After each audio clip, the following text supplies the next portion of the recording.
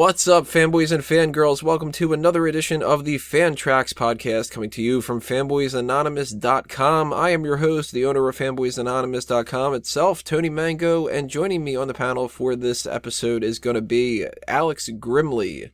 Hey there, fanboys. So the FanTracks podcast, if you're unfamiliar with what this is an audio commentary track that you can listen to while we watch the same television show or movie that those of us on the panel are currently going to be watching for this episode. And we'd like to give you guys an experience that's sort of the same as the typical DVD commentary kind of things. But obviously we didn't work on the project, so we can't talk about, what happened during the filming or anything like that. We're approaching this just as fans bullshitting around. We're going to have some fun, crack some jokes, talk about what we liked and disliked about the particular project, and, so on and so forth. So for this episode, we're going to be watching the 17th entry in the James Bond film franchise, GoldenEye. It was directed by Martin Campbell, starring Pierce Brosnan in his first ever run as James Bond. Main villain is Sean Bean, who almost was James Bond. We'll get into that a little bit later. Release date, November 17th, 1995. Reason why we're doing this is because Spectre just came out, and it's James Bond month here on Fanboys Anonymous. So, again, if you don't know what to do, here's how this is going to work. You're going to queue up your DVD or your stream or your illegal YouTube video, whatever you end up be watching this on, and I will give you a countdown of 3, 2, 1, play. As soon as I say play, that's when you hit your play button. We're going to be bypassing anything like the menus that we're going to be having on the DVD. We're watching the old DVD one where it's got that little activate kind of thing. So we got the screen up right now that says play, special features, scene selections, languages, and we're going to be hitting play as soon as I say 3, 2, 1, play. So you're going to do that same time as we are, and then you'll be able to keep track with us. Everybody set? All right. 3, 2, 1, play. So right now we're loading out of that screen, just to let you know. And we're going to be getting that little MGM logo popping up right after, I think it's United Artists? Yeah. Mm-hmm. So many different companies have had the Bond rights. Sony's losing them now too, apparently. I heard about this. Yeah. There's our little opening gun barrel. I don't know about you, but I've been getting annoyed at the Daniel Craig ones that they don't have that gun barrel. Yeah. And when they put that on for Spectre, I literally jumped out of my seat and I started clapping. I was just like, they fucking brought it back. Finally again.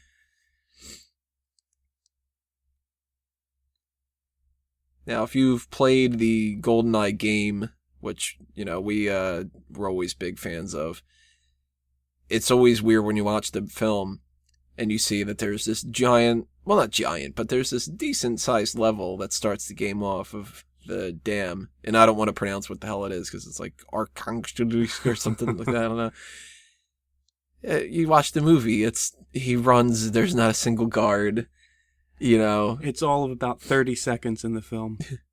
Not only is there not any guards, there's no tower, there's no fourth tower. And it's not even James Bond that's on the freaking thing. It's his stunt double.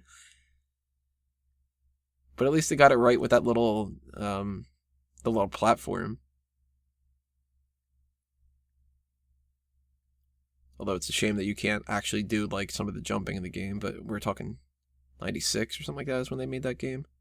Yeah, very, very early on in the history of N64. Groundbreaking. It's still fucking fun. I mean, we're recording this November 16th. Wow, we're one day off from... I didn't even realize Happy anniversary, GoldenEye. This is the 20th anniversary commentary track for GoldenEye. Nice. Even last night, we were playing the GoldenEye game. Having some fun with some rockets in Temple. That has to be the slowest bungee jump I've ever seen. Well, they did that one take, right? I mean, that was a world record. There you go. Archangel Chemical Weapons Facility. USSR. Or in Russia, as they'd say, CCCP. In Soviet Russia, PCCC. Obligatory shots of men urinating and defecating to start the film off. And we're already in level 2.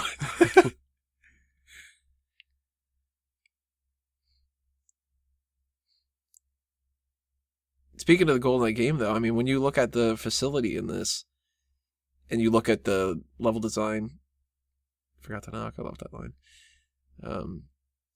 You see like the canisters that they blow up look completely different, and some of like the beta testing and stuff that they had like some different designs or whatever. GoldenEye source is a great source for anybody that wants to have the meat packing. I never understood that. That was always confusing to me. Is there like a reason for that? I don't know. Like, I don't know. First time I'm watching this film, I'm like, Bond's invading like a butcher shop, like, and now he's in a confectionery closet. Yeah, like the next scene he's going to be in the actual kitchen itself, and he's going to be telling somebody how to shake something instead of stir it,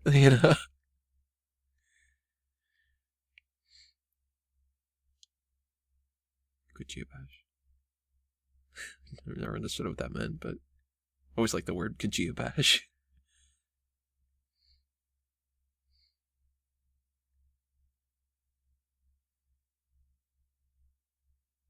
Had to take a wicked piss.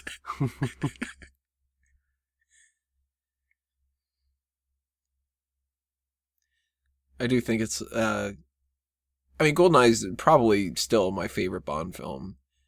But when you watch it back, every once in a while you start picking up on some different things. Those little beakers that you can shoot on the top of that level.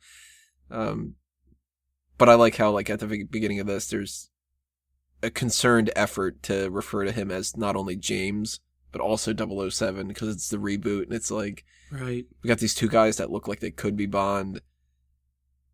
Well, that one's a fucking ass, and he just shoots the guy that you're not supposed to kill in the game.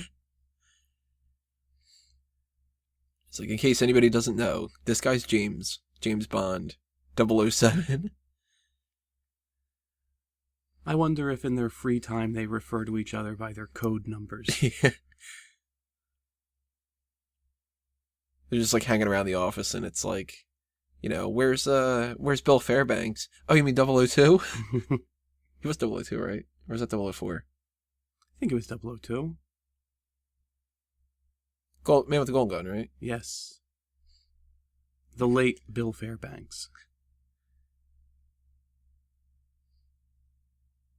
And this is movie time, so that 6 minutes is going to be 4 minutes and 8 minutes. Before he changes it to 3 minutes. Which takes about 12 minutes afterward for it to blow up. There's Ormov. Ormov directs his troops to fire through the bulletproof glass. Somehow it works. Well, the butt of the gun works better. There you go.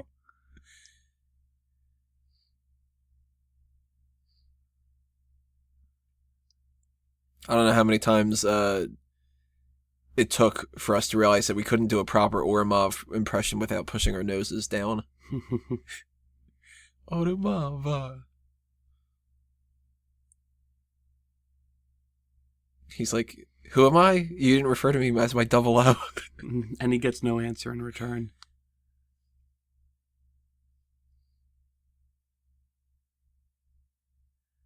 These chemicals are poisonous, as evidenced by the skull and crossbones on the barrels.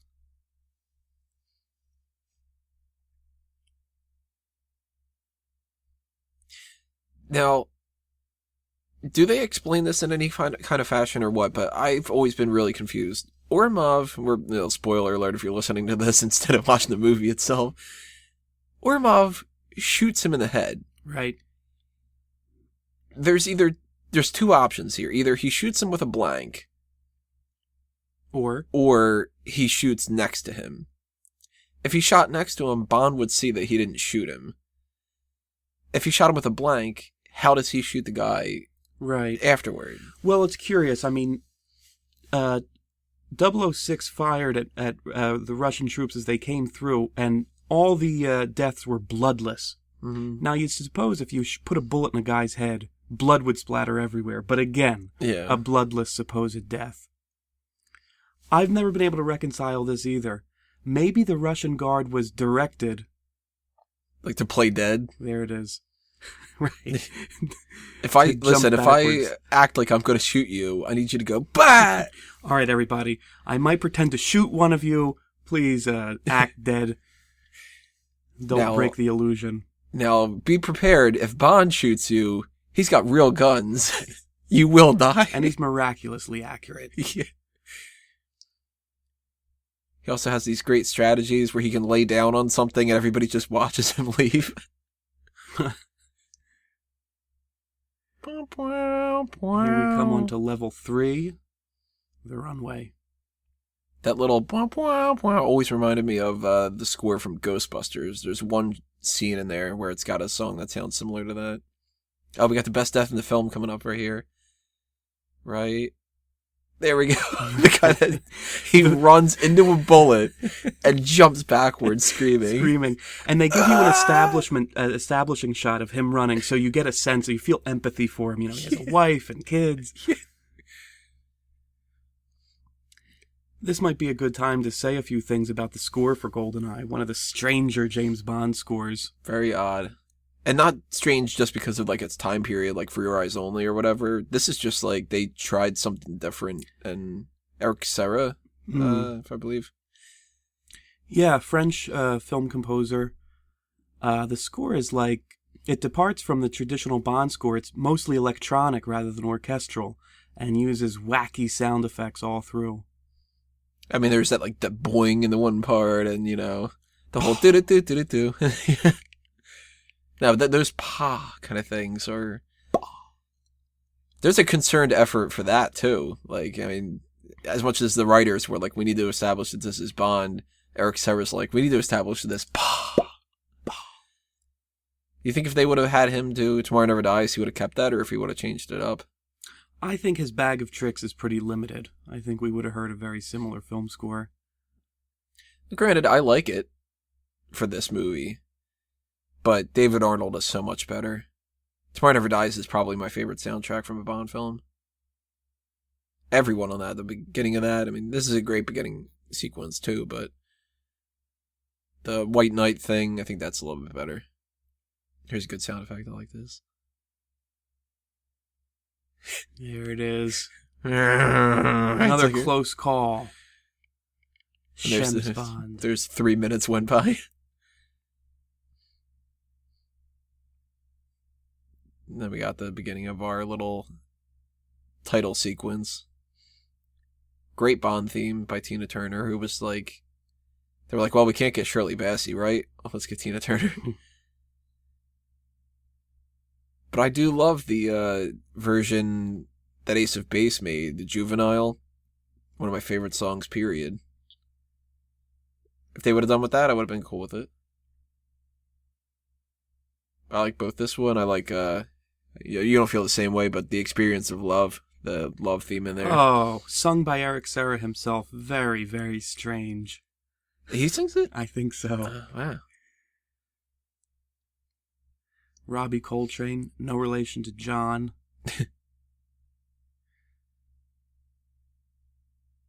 Michael Kitchen, he wasn't a part of that scene earlier. His talents were wasted on the mess hall sequence. A missed opportunity. You know, I saw this film for the first time probably close to 20 years ago, and I think only last night did I realize all of the hammers and sickles and these Really? visual metaphors for the fall of the Soviet Union. Like the statues, Yeah. and Lenin and everything.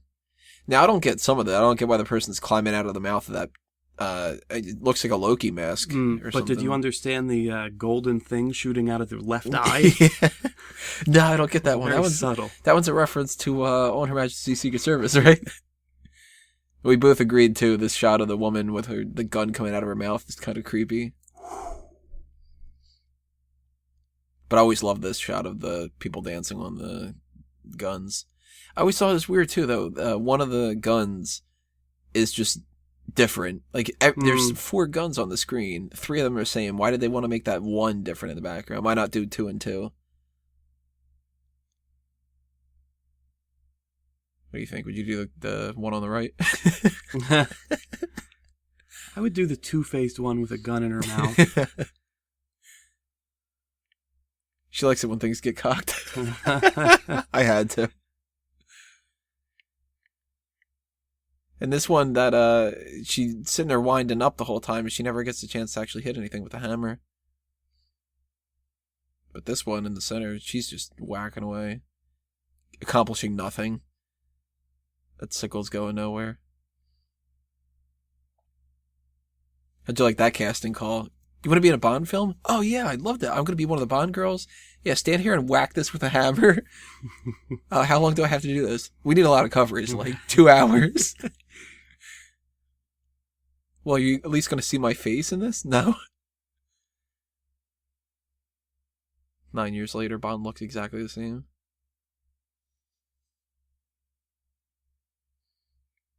Does she have a name? I don't think so. And when she's referred to later by M, her name isn't mentioned. Her name is like that young woman. Especially she's not credited as Enjoy Spirited Ride. Oh, there's Famke. I gotta say, easily one of my top favorite Bond women when it comes to level of sexiness. Famke Janssen, all legs. Killer legs.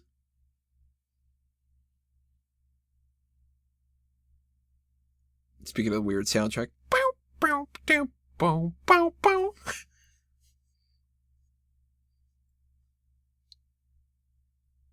But she is so hot. Look at her. God. And I love her sense of style. Her driving gloves matching the color of her car. So her name is Caroline. Or Carolyn. Serena Gordon.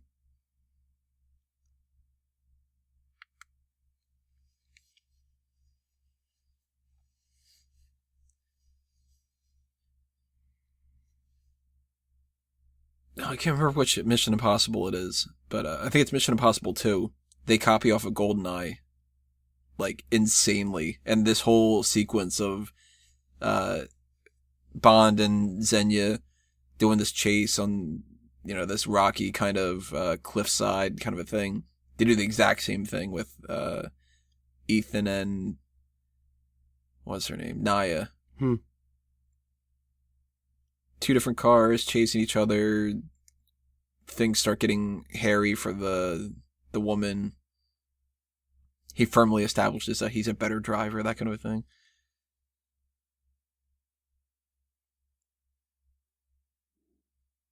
Couldn't pay me to drive on these roads. Or to bike on them. I don't want to get that exercise. You have to pay me a lot more to bike on them. I noticed Bond has added a bumper sticker on the back of his Aston Martin. Honk if you're a spy. He just turns around and shoots you. Like the one douche that ruins it for everybody.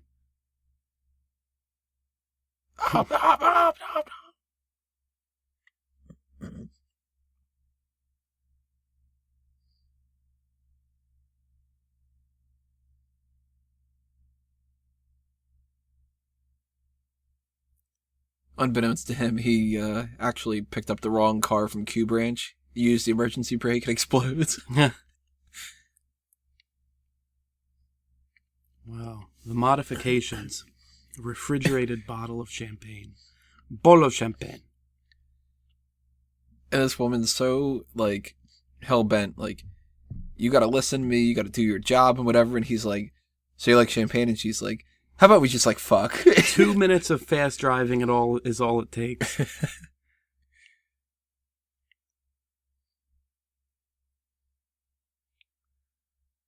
Another musical cue that seems very out of place. Kind of seems like it should be more in, not so much, necessarily a Tom Hanks movie, but maybe, the end of Castaway. Yeah, it's way too dramatic for Bond giving his car to the valet, looking at things.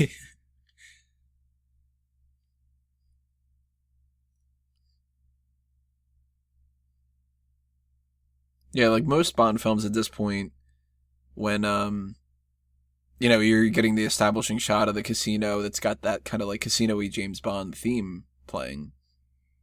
Or if it's one of the old Connery films, it's blaring the James Bond theme for no reason. A brassy Bond theme. One bit of trivia I learned recently was that Pierce Brosnan's contract, while he played Bond, prohibited him from wearing a bow tie or a tuxedo in any other film. So you'll notice in Thomas Crown Affair, when he goes to a formal ball, his bow tie's off and his the top button of his collar's been unbuttoned. That's how they got around it? Contractual obligations. I can see why they would do that, though. Doesn't want to come like a parody in something. Mm-hmm. Avoid the comparisons.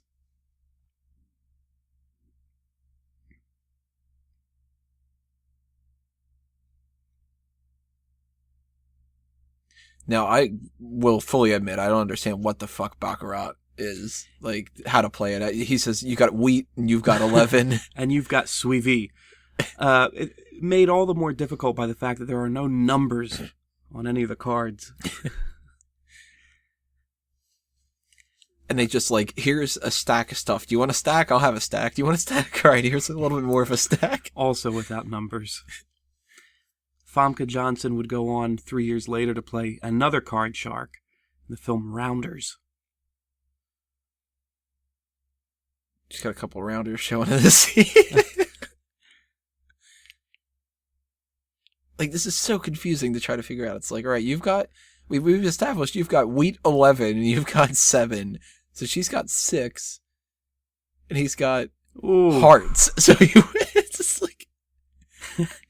We can't follow the action, but we know she's disappointed when she says, bitch. Whereas we always used to, when we would do the impressions of her, pliach. Pliach.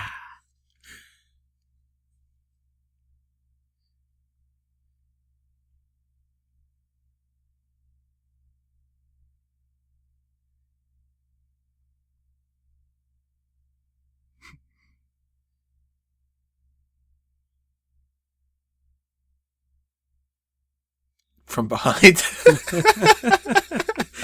The level of innuendos is almost impossible. That's probably my favorite delivery of the name's Bond, James Bond. Yeah, they weren't trying at all with on a top. On a top? From behind. On a top.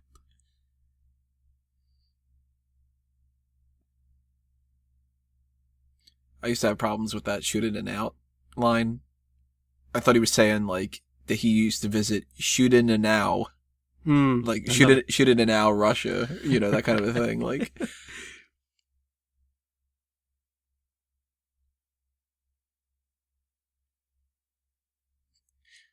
Like, why would Bond know that?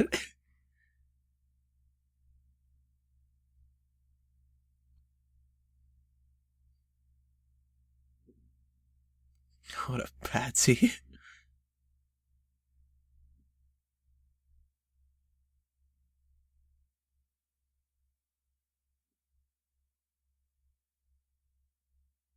Speaking of weird scenes.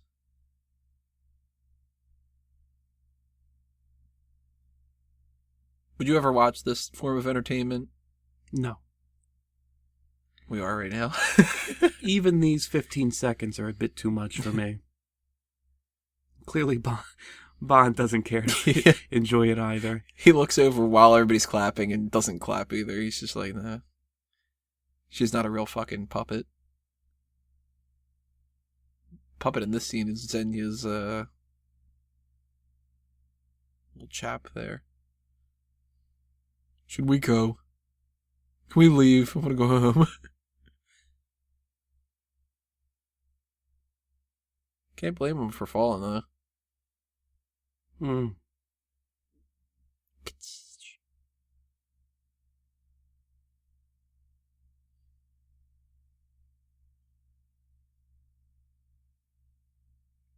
Jarring cut in a second, isn't it? Oh, no, it's after the car.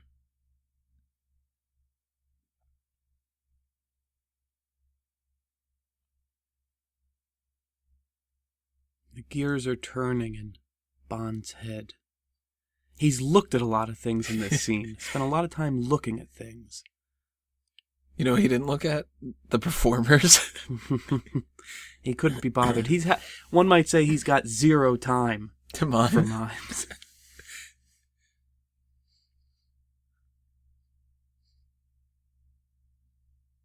A lot of these Bond films, they seem very dated when you look at the gadgets themselves. Like, the music, yeah, you know, I mean, you can kind of bypass that a little bit, but when it's like, Bond's got to take pictures with a camera, and it's got to relay back to... There you go, there's a scene. Relay back to the car so he can print something, you know. A receipt. Here is your spy receipt, Mr. Bond. If you check at the bottom of it, there's a coupon. This has got to be one of the most intense sex scenes in all Bond films. Oh, without a doubt. I appreciate that the man plays it up as much as the woman does, too. I mean, he's completely uninhibited. And he's really into her scratching his chest.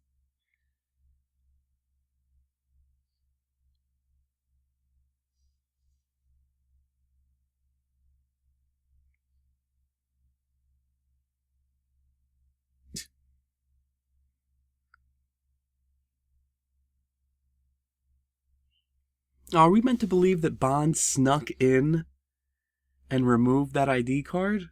Or was that... You know, yeah, I think that's supposed to be Ourumov. Okay. Because he's the one that's with her with the helicopter. Okay. Here's Bond. Oh, and here we got the massively long frigate level. You know, watch out for the scene in this where he has to protect the hostages. Yeah. And put the thing on the tracker on the... His weapon of choice is a towel.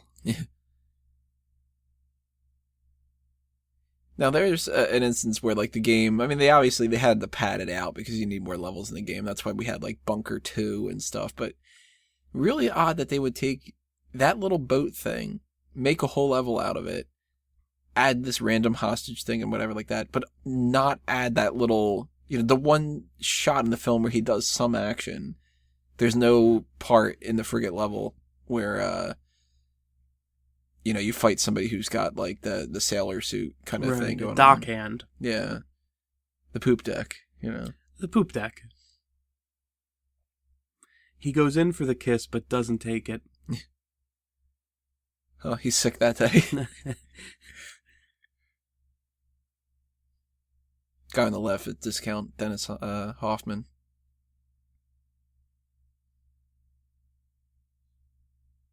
Bond's like, yeah, maybe I'll have a drink.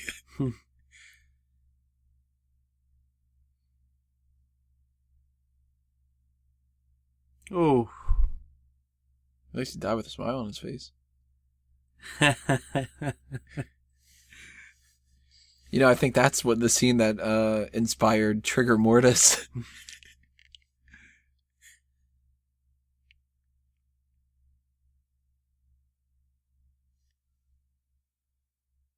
Another one of my favorite lines in this movie, as far as, like, accents and stuff, is when he starts pronouncing the names of the pilots. Right. I have no idea what the hell. I watched this movie 30, 40 times, whatever like that. It's just, like, Commander Safla and whatever. There's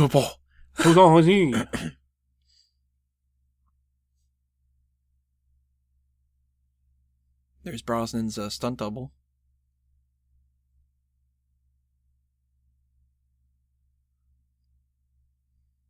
Tell you what, if somebody says you got to do one of these pilots, I'd much rather Xenia than Bond's stunt double.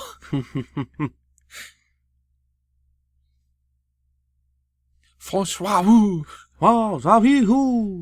Lieutenant Savra Wu, and Admiral Croissant.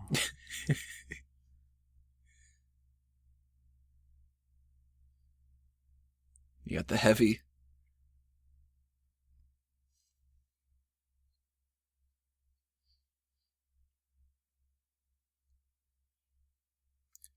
Now, we're at a point where this is, we're 27 minutes into the film, and you have no clue what the plot is, still.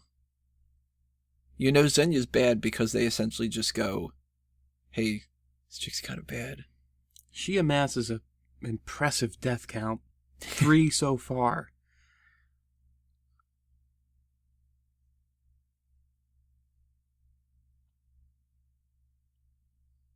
And here's our surface level.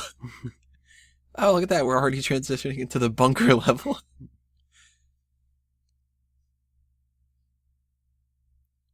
And Bond doesn't visit it at all. So what are your thoughts on Natalia? How does she rank when it comes to, like, the different Bond women? I've never been a very big fan of Natalia. The homely outfits she wears throughout. I prefer her colleague here. No. No, Xenia takes the cake in this film for sure. Mm-hmm. What about you? Let me put it this way. Natalia, beautiful woman, looks better with her different hairstyle, like the longer hair that she normally had. The short hair is not doing it for me. And like you said, the homely outfits to establish that she's not a bad person. Right. But I do like how her role in the film isn't like... I like when a Bond girl isn't a total damsel in distress, but she also isn't overcompensating for it. Like, Wei Lin pisses me off. Yeah. She's like, she shoots somebody in it and goes, yeah! And it's like, all right, I get it, you're an action chick. But I like how Natalia has a little bit of an edge to her. Like, she serves a purpose in the movie. I mean, she has to be somebody there to understand what the GoldenEye codes are and whatever, but, she is second fiddle to Bond. So she's alright. I mean, there's better, there's worse. As far as Boris goes, though, he's one of my favorite henchmen. Because he's just a slimy little fucking nerd. And they firmly establish that, too, where it's like the first thing you see of him is he's a fucking pervert and a jerk. Like, he's not only a dick to both the women in there, but he's also like, let me go out of my way to Photoshop you on this model body with these giant knockers, like...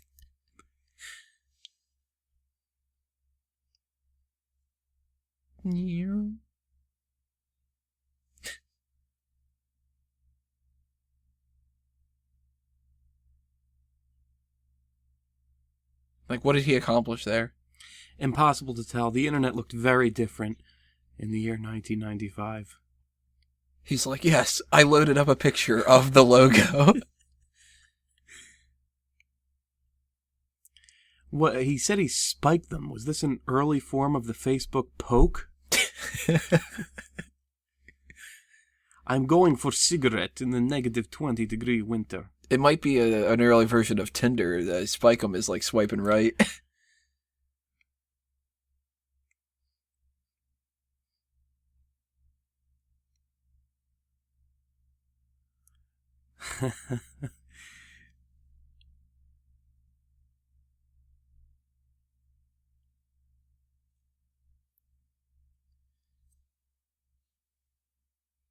Amore, saluta.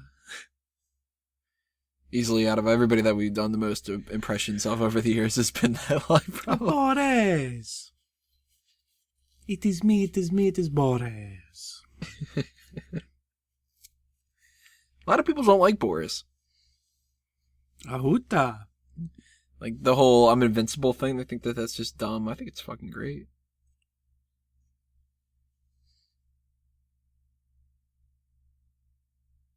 I wonder if he has to say head of Space Division. He has to re-record his voice verification every time he gets a promotion.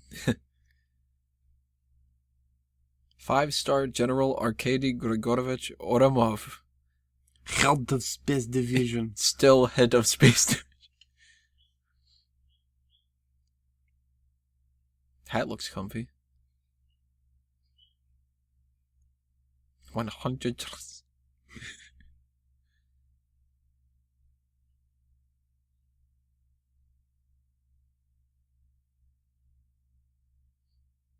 Out of all the Ourumov lines of this film, what's your favorite?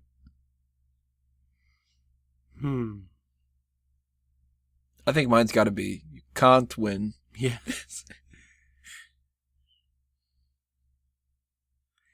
I like when he blames the attack, the Severnaya attack, on Siberian separatists.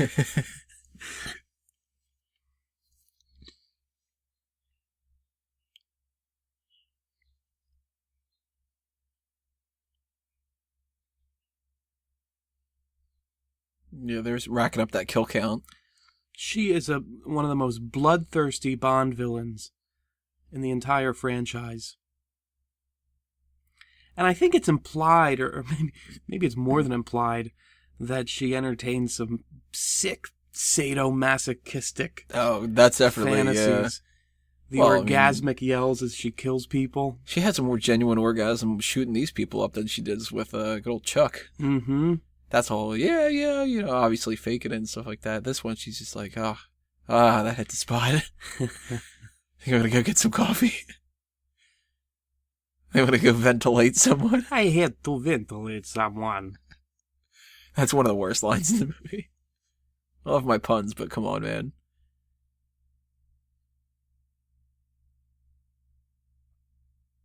I love the sound effects of the GoldenEye tracking. Yeah, this is when satellite missiles were still directed by phone, like DSL. It sounds like a busy signal when he plugs it in.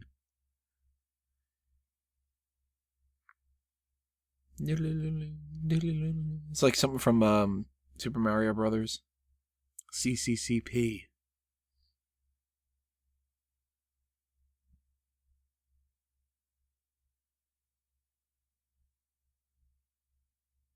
She's like, I could go for round 2.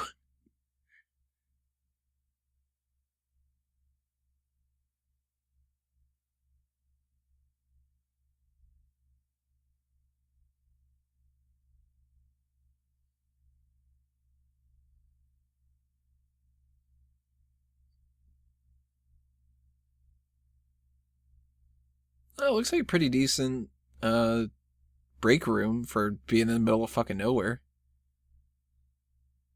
A couple different types of coffee on there. Got a nice stocked fridge. Great place to ventilate someone.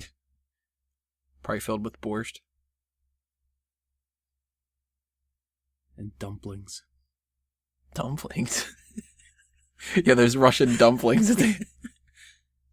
Oh, there's that line. See, this is another part of the score that's just... It's a little bit too creepy for this. I would say it should be in a film like Halloween, but that movie just has one friggin' song that they play ad nauseum.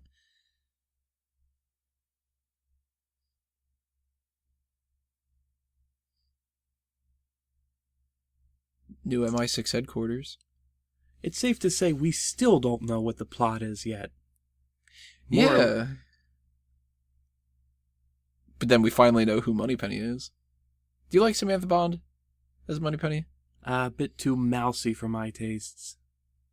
How would you rank them? I mean, we have 4 Moneypennies now. We've got Lois Maxwell. What's her name? I can't remember the second one. Caroline something or other. We have trouble remembering Caroline's, apparently. And we got Naomi Harris now. Kind of like a Naomi Harris. I like Naomi Harris. Caroline Bliss. Yeah, that sounds familiar. Was Timothy Dalton's Moneypenny. Now, I liked her because she seemed like she was more of like the overlooked secretary type. Maxwell, she got to a point where she was a little bit too cocky with it. Oh, and she was also pushing 65, 70 years old there at the end. Well, then again, so was Roger Moore. New era. She's got to be the one that says, no, you get out there so I can check out your ass. I like Tanner. This Tanner is better than Rory Kinnear. But I actually like, what's his name better? Colin Salmon's character. Robinson.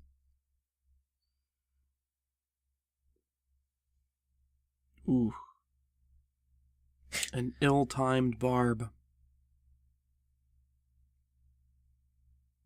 Nice little pun there, ill-timed barb. That's what her name's supposed to be, isn't it? Barbara Maudsley. I didn't know this. I think that's what it is. They established it, I think, in Casino Royale, maybe, or something. When he says, like, the M stands for...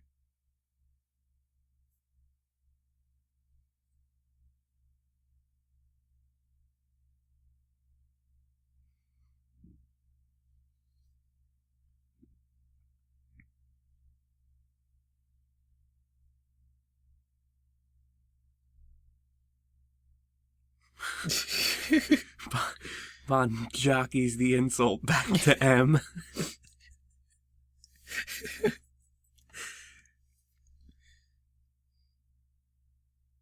Yeah, Barbara Maudsley. She looks like a Barbara. And or a Maudsley.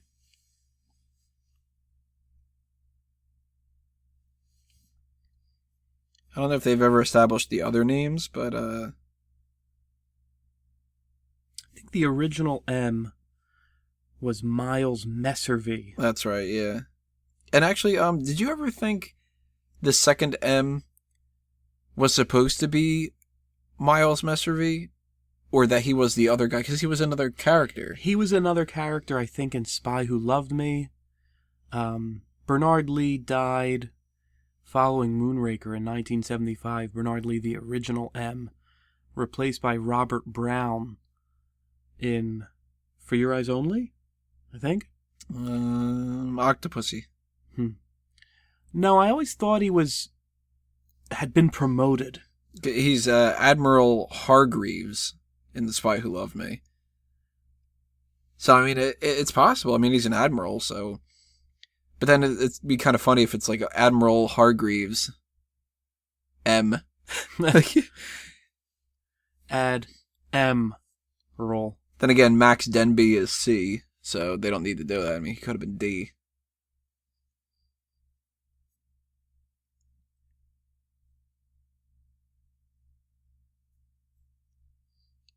And now we're like finally starting to get to know what the hell the plot of the movie is. It seems as though a Terminator is generating in these planes. It only took them 40 minutes and 40 seconds for them to use the GoldenEye. Which, I mean, it's fine. Like, it's been fun up until then. Like, I can't criticize this movie all that much. I love it.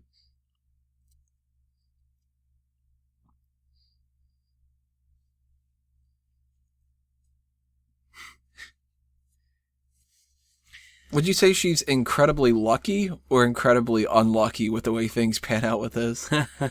Like, she has to have, like, the one thing explodes next to her. She trips. This has got to be the worst Monday of her life.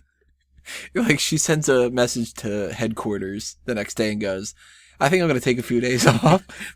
Consider this my 2 weeks resignation. She comes into work and has to face daily sexual harassment from Boris. Finally has her life threatened. And has to take responsibility of cleaning up some of this. It's going to be a very, very difficult cleanup operation here.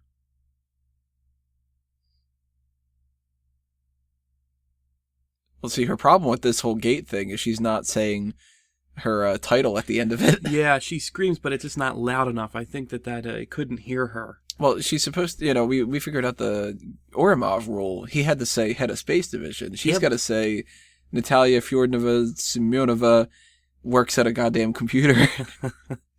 Then it would go, oh, I'm sorry, Natalia, please, There's no James Bond logo on these little TVs. Like in GoldenEye game. Worst fucking luck. Oh, now that everything's over, I guess I'll just calmly leave. Oh, fuck.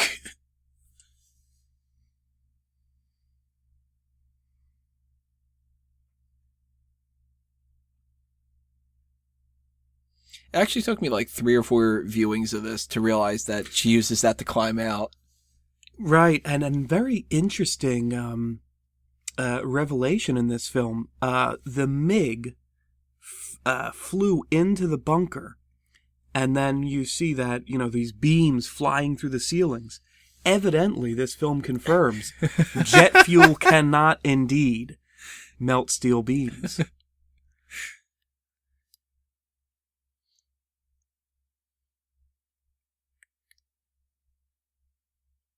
Tanner was on the phone with Comcast trying to get satellite feed back in order. And Comcast was like, look, buddy, we're the only operation here. You got to just deal with it. We'll be there between 12 and 5. It's not our modem. Tanner, have you Googled the problem?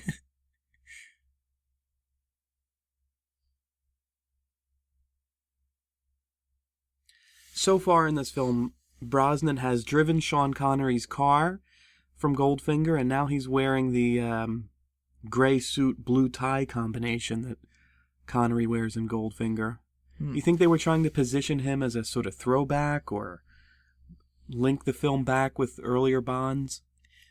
They definitely did a concerned effort to make it, in a different era, but keep a lot of the classics. I mean, some Bond films, you can go a good hour before you get to some of the, chicken not stirred kind of a thing. And it was like, all right, we got that taken care of. We got James Bond taken care of, whatever. But I don't know about the suit. That might be. I mean, that might actually be one of those things where the costume designer did it, but maybe nobody else actively told her to, or told him to, or I don't know, his costume designer.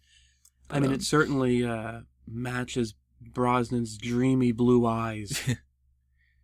He's a different Bond in this than he is in the other ones. Would you agree about that? He's much more serious. Yeah, he's more reserved. I mean, I think this is probably Brosnan's best performance as Bond. I mean, we disagree on Brosnan as a Bond. I think he's probably the weakest Bond in the series. And through little fault of his own, he was given lousy films. I think he's one of the better ones that just unfortunately had lousy films to deal with.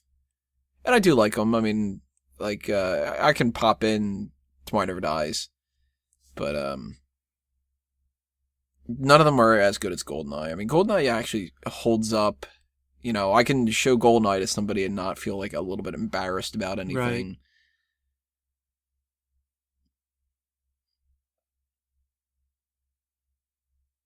But this one, he's a lot more...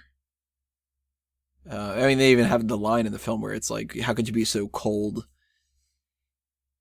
He gets a little bit more relaxed in Tomorrow Never Dies, and then by the time it's Die Another Day, I mean, he's joking around too much. But the same sort of happens with Roger Moore a little bit.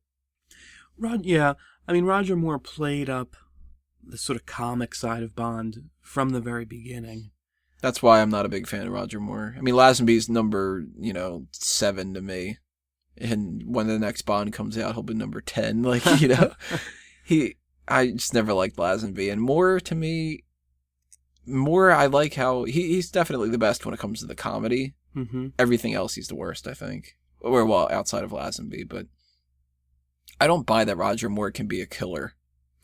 Yeah, it's hard. And I mean, they minimize the sort of assassinations and cold-blooded kills in the Roger Moore films. They go for more comic relief things. People falling out of blimps and planes onto tents.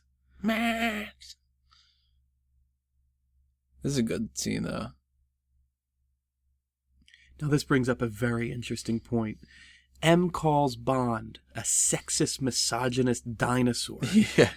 And a very clear ploy to gain the PC crowd. And to establish that she is not going to take any of his shit like most of the other women.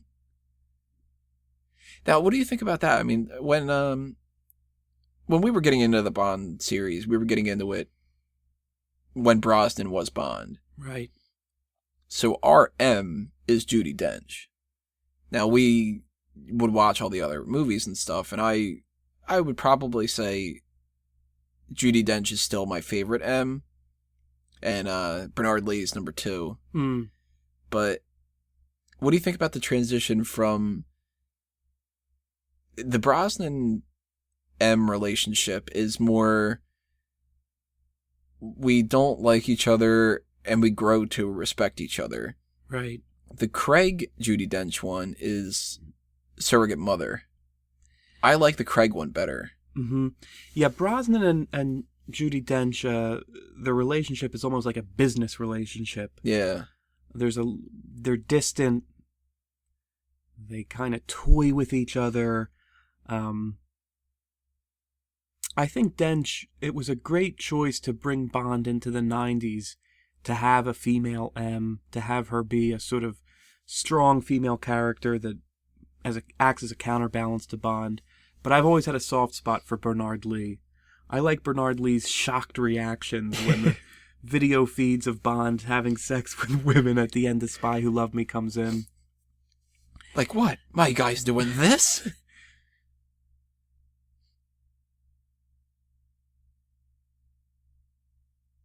Michigan. Had.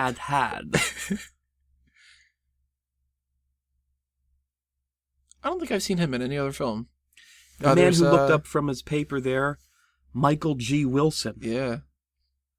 Cameo in damn near every Bond film, right? Right. He's the producer Albert R. Broccoli's stepson, and he's since become... he wrote several of the Roger Moore films as well. He wrote View to a Kill. I didn't catch him in Spectre. No. But there is that one scene in there where they're all like, he likes to position himself in scenes where it's like a group of people sitting around a table. So, or it's Martyr Dice, he's one of the video screens. Consider him slimed. Right. Showing off his acting chops in that one. Oh, he does a pretty sweet look up in this one. Gotta say, his best acting job is, I think it's Quantum of Solace, where he's the man sitting in the chair reading the newspaper, and that's it. Michigan's got a sweet beard going on. It's like perfect stubble. The Siberian separatists' line did not fly in that room. Now, we're in Q Branch right now. I gotta say, this is probably my favorite Q Branch scene out of any Bond film ever. Even more than the Ghetto Blaster? Yeah. Although that is pretty good. But you started off with Q shooting a fucking rocket out of his foot. Like, you know?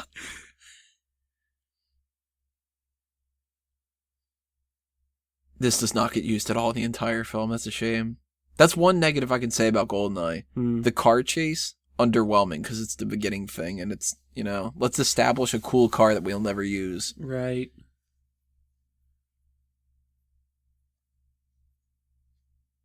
I think maybe if they had like one little rewrite, they could have had a car chase before the cradle stuff. We do get the tank chase there following Archives. It's true. But the tank is short on gadgets. I think it's pretty essential it only has that one.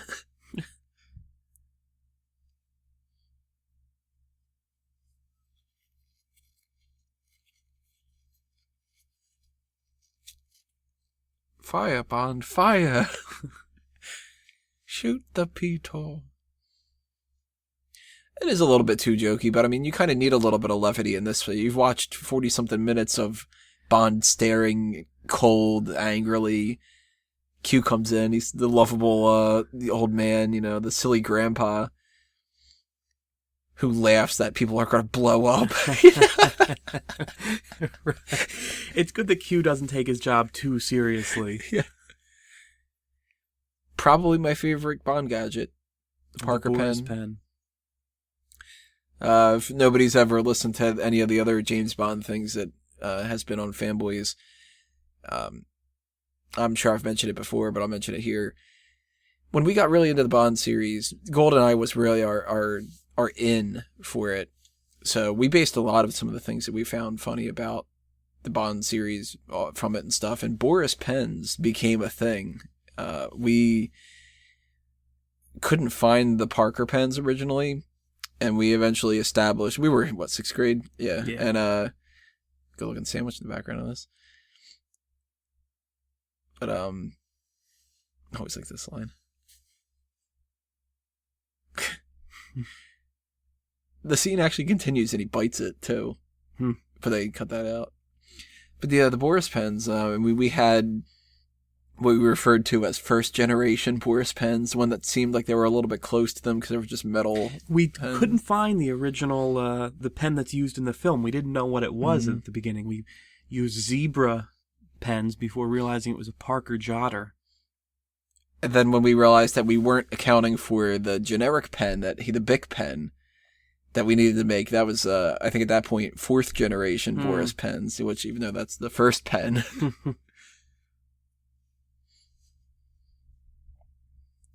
We actually taught ourselves how to do the little spinning. Not as easy as Boris makes it look. I don't know. I think I got it down pretty well. You can't see us right now, but he's spinning a pen. Yeah, I'm spinning that pen. I do the 4-finger method. I don't use my thumb. Just don't blow us up.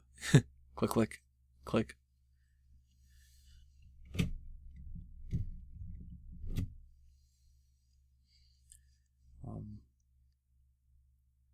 Now, what do you think about Jack Wade? I mean, they could have had Felix Leiter here, and for some reason they didn't want to. I don't know why.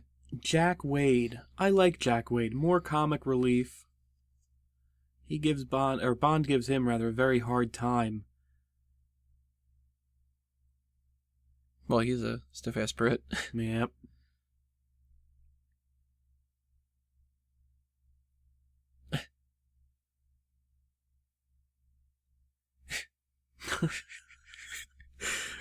Very strange throwaway line. Yeah. There's got to be some reference I'm not getting. You know? Maybe it's just we're too young for some kind of a thing that it came out in 95 that was about gardening, or I don't know. The CIA couldn't have provided Agent Wade with a newer car, a newer model here.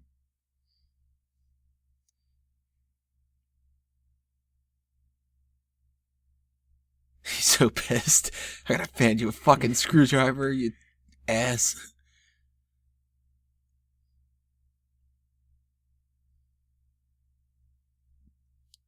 Jimbo.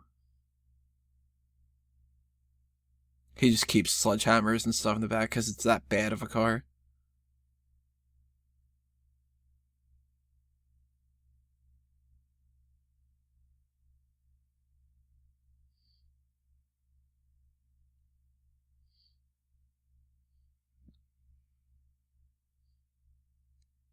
I don't know. I mean, I like Felix Leiter. I like Jack Wade, but it feels weird to have a replacement Felix Leiter. Like, they could have had him still be Felix Leiter and just make Felix a little bit more comedic. Well, it was strange. I mean, Felix is a funny character because he's played by a different actor almost every time you see him. Mm-hmm. And so there's never a sense that you really, other than Felix in License to Kill, he kind of remains, you never get to know him, you never know much about him. You get to know him a tiny bit with Jeffrey Wright is his name. He's kind of more of like a hard ass in the Craig series, but then he is real kind of jokey for a paraplegic at the end of License to Kill. Very inexplicably so. After losing his wife is brutally raped and murdered, and he's fed to sharks and loses the bottom half of his body. He calls Bond in great spirits. Hey, Bond, what's up, buddy? Yo, you want to get a drink? Nah, I'm free. Yeah, you can wheel me in.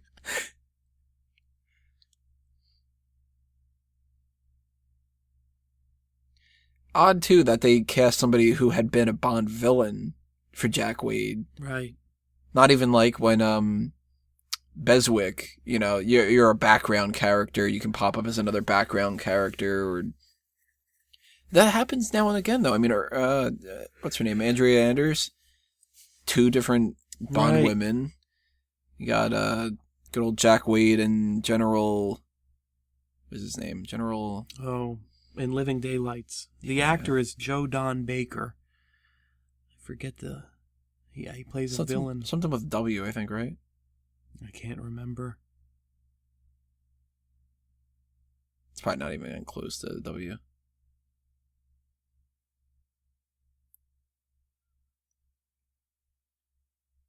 I liked Valentine. I was a little bit upset that they killed him off in Twine. Yeah.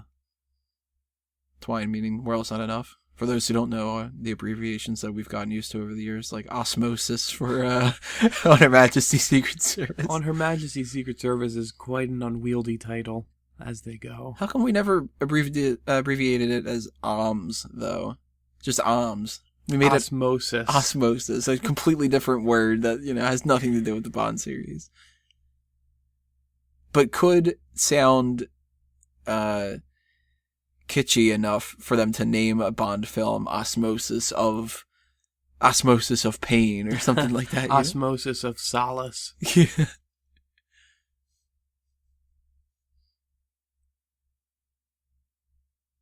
The Osmosis Crisis.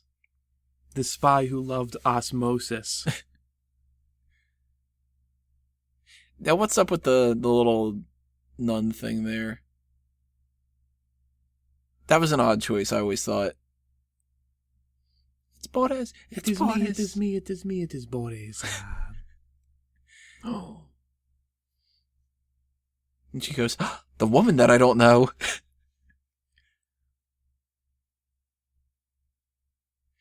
Very weird thing that Minnie Driver, of all people, was in this scene. Like, she had to have known somebody in the production. It was just like, can I please be in there? And I mean, that's kind of cool.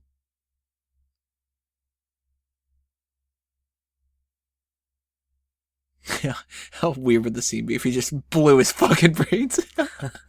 I believe I've killed 2 of them, and now one of them's gonna kill you. Bang! Valentine says only two men I know use such a gun. And then a guy comes in and puts a gun to Bond's head, and it's a Walther PP7. Only 3 men I know use such a gun. I believe I've killed 2 of them. And the one guy goes, boss, I'm one of the 2 other ones. And he goes, yeah, I'm just getting ahead of myself.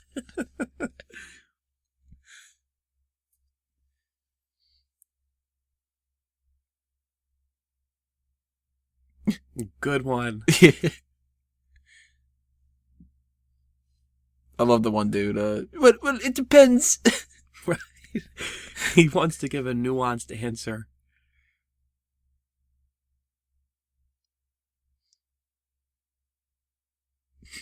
He's ruined a perfectly good couch.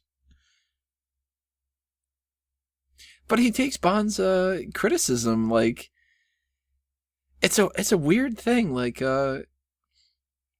Minnie Driver's a good-looking girl. Terrible singer, but good-looking girl. And then he, hey, Bond, what do you think about her?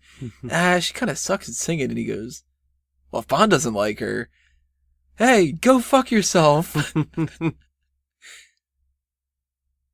You're going to throw away that relationship that we had? Well, this guy that you don't know, that I fucking hate, that I want to kill, he says you're not good enough. He's critiquing your singing. He does not like your singing.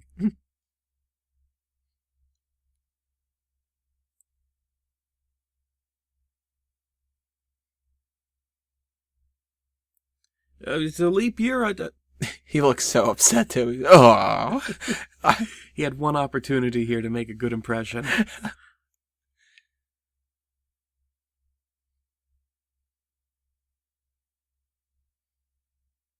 Robbie Coltrane, though, he's cool. Hagrid.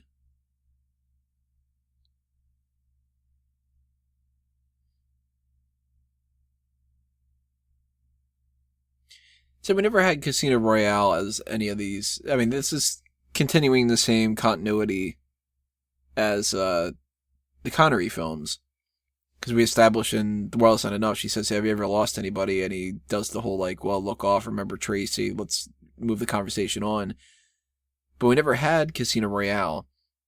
Did you ever look at this before Casino Royale as, like, well, that was just another story that just hadn't been told yet? Or that it wasn't part of the continuity and that they would have adapted it in there? I think the former. The continuity of these always puzzled me. They kind of play fast and loose with it. You know? I mean, we're getting a brand new Bond here with Brosnan, and they could have rebooted it then. I mean, they could have rebooted it with Dalton, they could have rebooted it with Roger Moore, but they didn't really know what a reboot was back then, you know? Right. I mean, it really took until, like, the comic book genre stuff to really reboot it. Like, Batman Begins, I'd say, is the one that kicked off the idea of a reboot. But they could have just kind of played this as, like, Bond's only done a couple missions, and even in this movie, I mean, we had that 9-year gap. Right. And in that 9 years, you're supposed to assume that that's where the Valentine stuff happens. They don't explicitly say it, but in that 9 years, what if that 9 years is where he met Tracy? What if that's where, before or after maybe a Casino Royale did happen?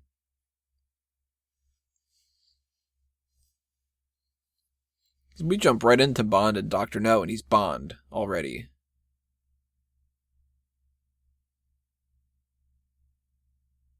I wonder if they ever thought about that. Or if they just didn't give a shit. Probably. Probably. They're more concerned with setting up a pool scene. Yeah, is this a hotel with a pool? Is this a spa? I mean, it's one of the nicest pools I've ever seen. No staff? Bond has to watch his back for any drive-by shootings. Fruitings.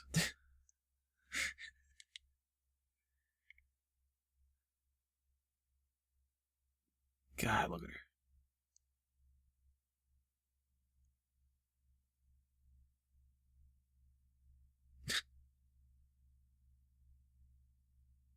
But he has no problem with her just walking over to him. She's literally as close as she could get, and he says, that's close enough. Yeah, okay, get a little closer. Like, merge into me, you know? Bites his lip, like...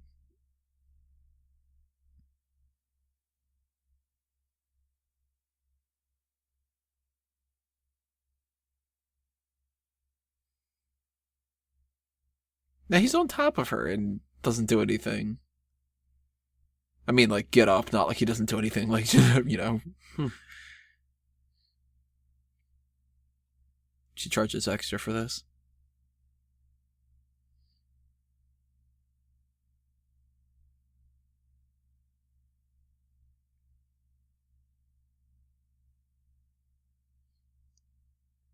That's got to be one of the most fun Bond scenes to do. That they probably had to be cracking up. You know, you couldn't do this scene and not laugh on fucking set. Like, it's ridiculous. Poor guy.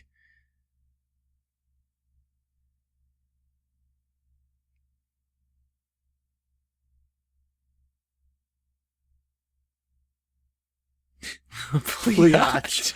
Again with the pliage. Well, he blue-balled her. And they loved using that line, the no more foreplay in like the trailers and stuff. It's a good line for selling the Bond film. You like how brutal this is?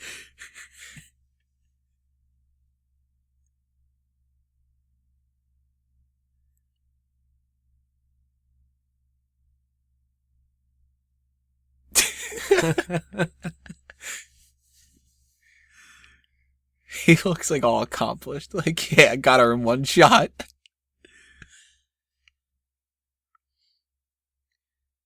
You know, here's all the statues from that title sequence, and can't see any women in the background chopping at it with hammers.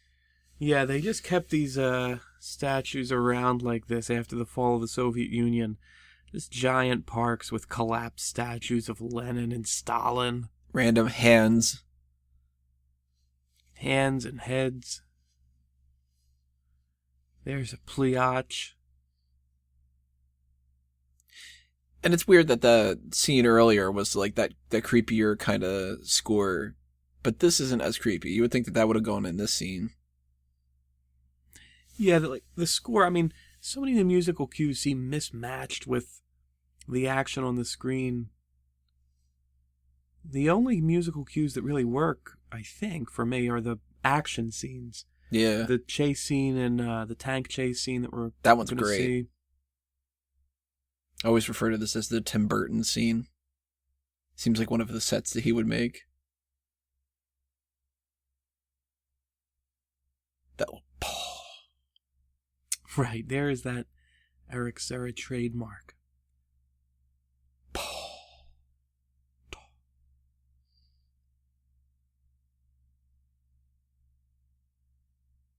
Would you have been okay with him as Bond? I think it would have been an interesting Bond. Yeah, I would like to have seen him. If he had dyed his hair, maybe. Apparently Daniel Craig can't do that. Be like, shit, I'll buy a $10 bottle of hair gel and send it to you. Hair dye, not hair gel. Hilarious. Oh.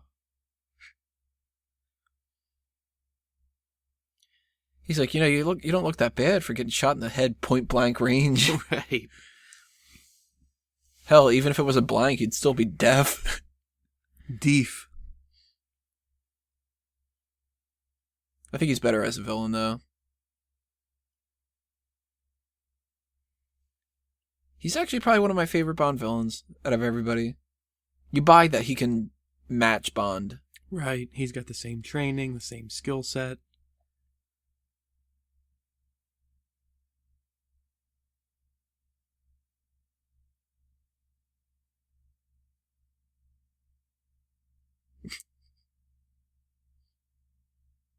They knew.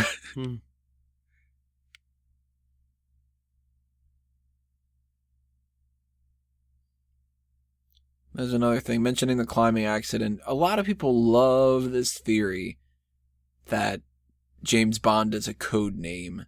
I fucking hate the theory. And the movies prove it wrong all the time. As if different agents became... That like when Lazenby says it never happened to the other guy, that he took on the mantle of James Bond, like if he were to be the next Batman or something. Right. And it's like, it doesn't work that way. So they all had a wife named Tracy that got killed by a man named Blofeld. Ridiculous. Who headed an organization named Spectre. Like, I mean, were the Blofelds always changing? Yeah. Someone assumes the new Blofeld? Like, they scout, the this guy could be a good James Bond in the future. We got to make sure that his parents go on this climbing trip and kill him. Get him a lady named Tracy to marry and kill her too. Yeah.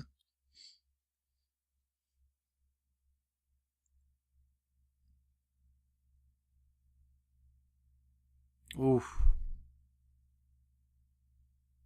Now, who shot that blow dart at him? The dude that walks into the frame here. Oh. From the right at the angle to be able to shoot the blow dart. Very interesting. A very subtle observation.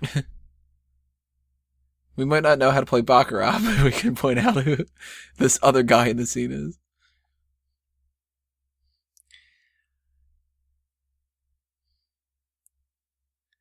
Now imagine waking up to that every morning. Well, that's why we don't see her in another Bond film. I like how she just expects him to solve everything. She's tied up in the back, he's tied up in the front, so she just kicks his chair and screams at him until he does something. Mister, wake up, get me out of this damn thing.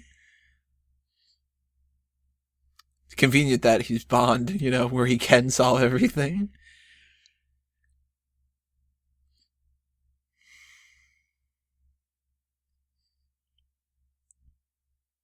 Now, this Bond, his numbers aren't his strong suit, but he's able to tell that there's no electrical impulses in a certain mile radius and whatever. He's calculating the time it takes for this to come over. He's observing the countdown to target.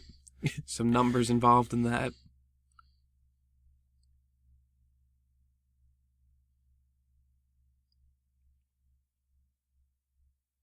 Tense little scene. Not bad.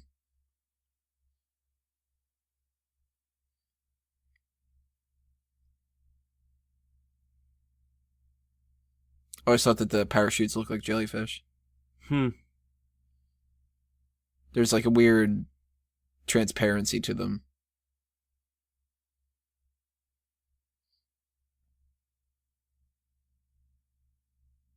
Now it's kind of growing and juicing, you know?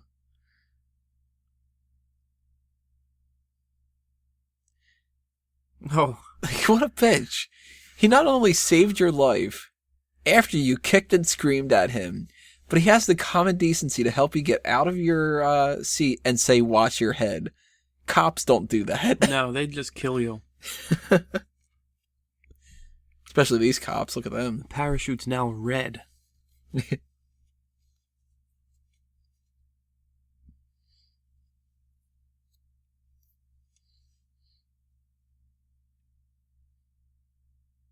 Headed over to the archives level. Boom. The Russians like this very minimalistic interior design scheme here. They want you to feel like you could be in a bomb shelter at any point. It's bomb shelter chic.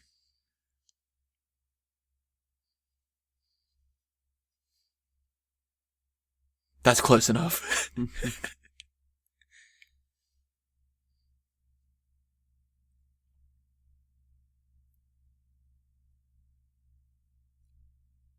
Wouldn't you just get rid of it? It's useless now. She hasn't looked at her watch in the several weeks since the GoldenEye blast. Or she has it, it's conveniently been the exact time she needed it to be. Oh, 2:23 again. Yeah. Twice a day, she'd be right. Mm-hmm.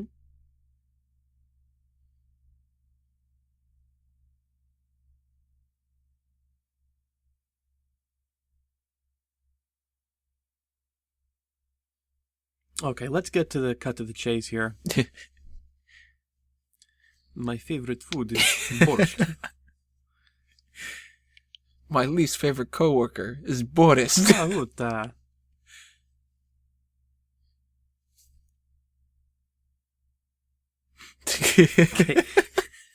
KGB, whatever. Oh, computer programmer. Okay.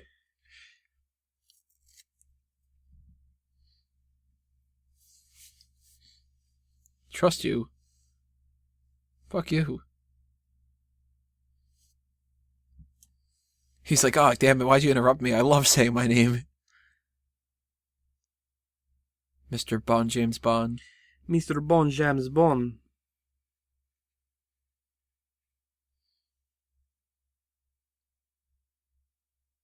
He's in great spirits today.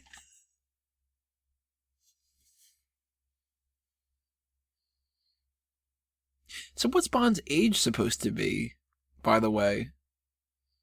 I mean, he's supposed to be a relic of the Cold War, a dinosaur. Right. Who, a sexist, misogynist dinosaur. Who ages not a bit in 9 years.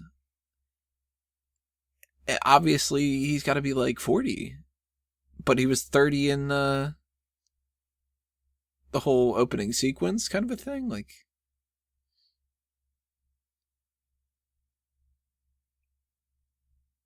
I guess he's ageless. He probably uses Just for Men to keep that jet black hair in line.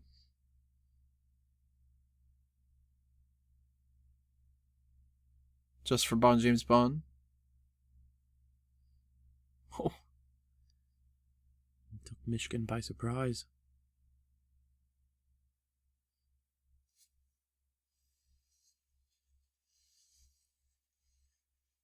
Interrogation.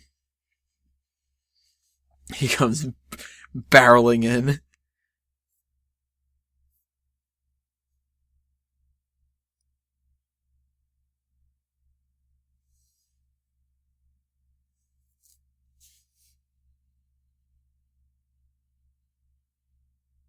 Do you? I love that line too.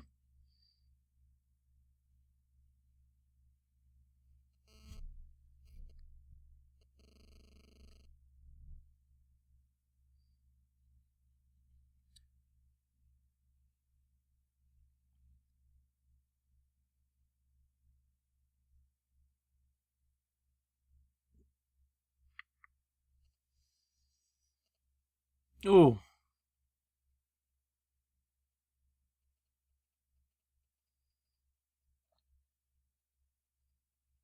There's a good deal of hand-to-hand combat in this film, and I like that. On the cradle. Yeah. You think that was something that they planned ahead? Like, we want to get away from some of the other kind of things and do a little bit more gritty, like, fist fighting? Quite possibly. I mean, I say that, and now Bond's about to kill 1 million guys with a machine gun. But yeah, I think it could well be a part of that sort of throwback to the earlier films. Because they did that with Craig, too. At the end of at the end of Brosnan's run, he's redirecting laser beam satellites and stuff like this, and and then they go back to a new Bond with Daniel Craig and Casino Royale. Most of the action in that is him, headbutting somebody and elbowing them in the nose and shit like that. When Bond knocked over all those stacks of books and files, he's going to keep some archivist in a job for the next 15 years.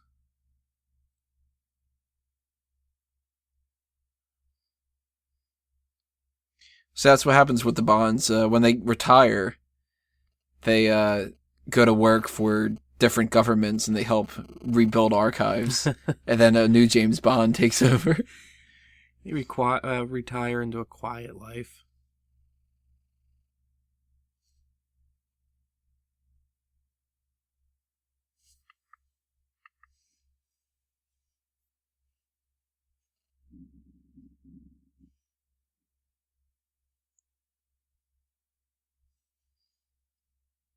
Nice use of the little belt.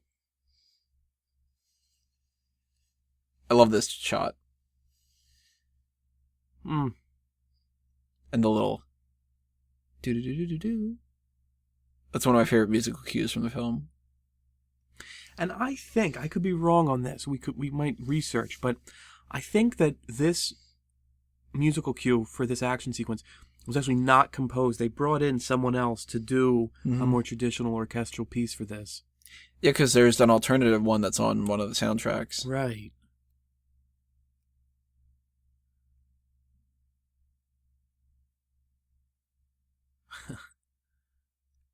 So, like, you think that was them going, not a fan of Eric Serra, or?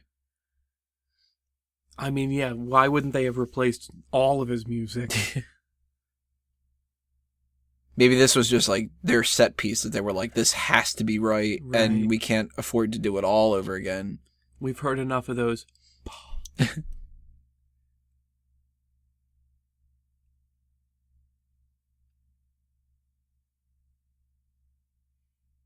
So again, bringing Bond into the 1990s and trying to get past some of the charges, sexism and misogyny that people criticize the earlier films. M calls him out. There's a kind of move to make it a more, socially on the level type Bond. But I'm disappointed in the stereotype of the drunk Russian, as Ourumov just constantly is chugging from his flask of vodka throughout this sequence. Yeah, he doesn't just do it once. He does it like 6 times. He gets hammered. And I don't, I'm pretty sensitive to it's terrible. As a Russian myself, I'm quite disappointed in this.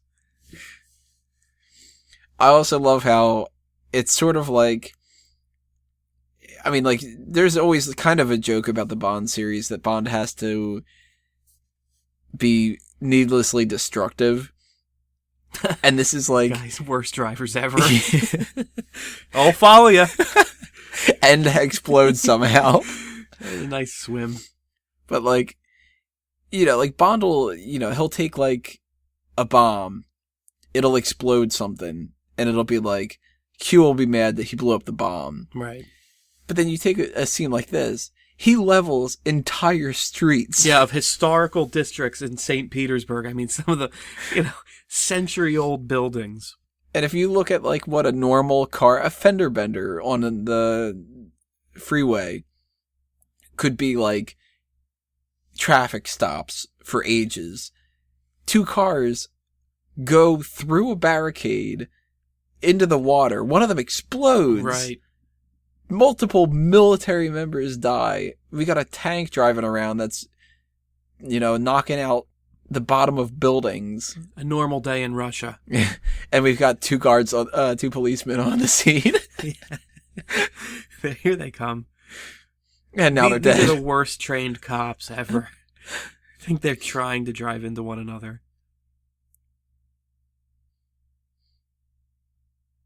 Bond's got that magic tank that as soon as it starts to hit any kind of a car, it can explode it.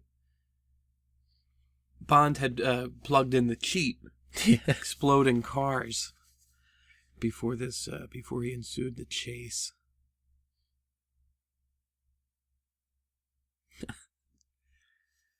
That's the best shot right there. He runs. Somebody's driving that car. Right. Many civilians were killed in the making of this film.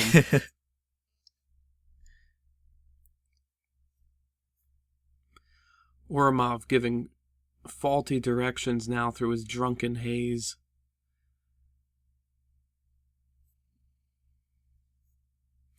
Great product placement there for Perrier water. The kind of drink you'd love to drive a tank through. That should have been their slogan going forward. Why are all the cars so small in Russia? Everyone drives a coupe. Well, you saw the buildings. I mean, you've got to drive underneath some of the buildings. Yeah, true.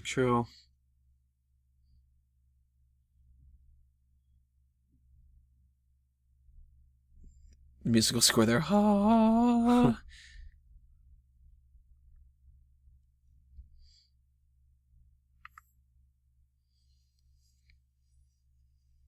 I do like this part, though. This is one of my favorite little, Bondisms. Just, you gotta fix the tie. He does it again in The World's Not Enough. In the boat. There's that little underwater thing, and he's, bum-ba-da-da-bum-bum-bum-ba-da-da. Fix my tie, gonna look spiffy. Here's the depot level. Yeah. And now we're done the depot level, basically. That was the depot level. Let me sneak up in my tank.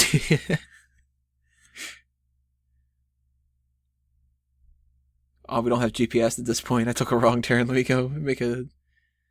Yeah, Bond knows these city streets quite well. Looking at this train, did you ever think it looked like it had a face? Yeah, I think it sort of looks like Darth Vader. It's got the nose and the sunken in eyes, like the Easter Island statues. You think that was a deliberate call out to...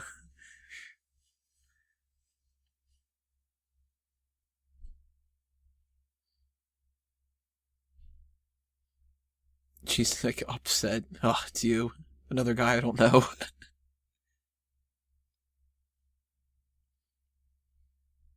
This looks like, as Natalia watches, it's the most twisted family dinner she's ever seen.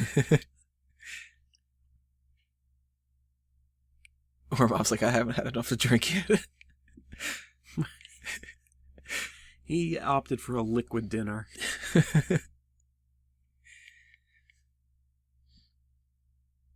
Now, these workers on the side there, you think they're in on it? For some reason, I thought they were surprised that this train was coming through, right? It's supposed to be like a decommissioned train or something.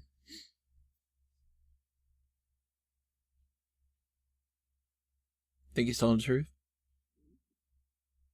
Did Trevelyan get sloppy seconds? Ooh.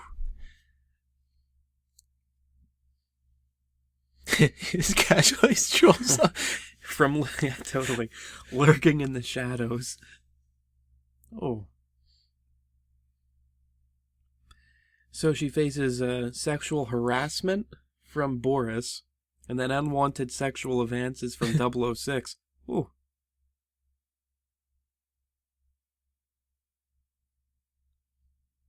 Does she see Xenia? Very weird. Xenia! Onatova! Arumova.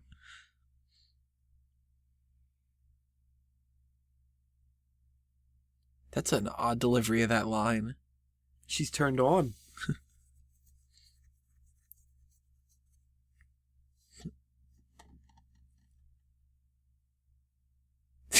He pulls the, hey, I'm gonna ram you now. What movie? He's ramming us. He's ramming us. I can't think.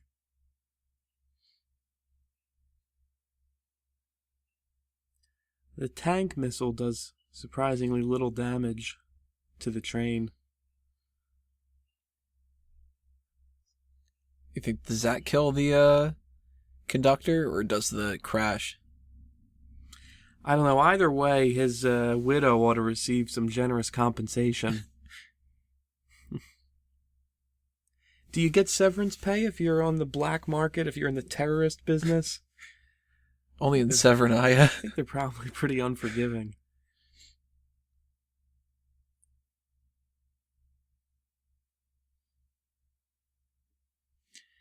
It's weird that there's no RCP-90 in this. I always thought that was a funny one.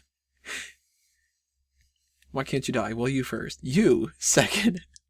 Who's third? Yeah, what if you would have said that to Ormov? You third. The conductor up front? Hey, come here, buddy. Come Fourth. Here. Fourth.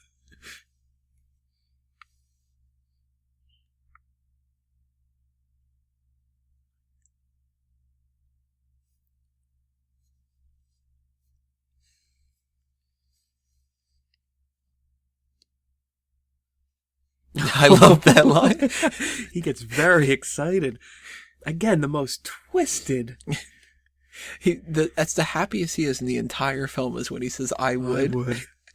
Oh, yeah. Well, you know what? I would, Bond. At this time, I got there first. Yeah, that's why he's happy. Xenia's got his back there.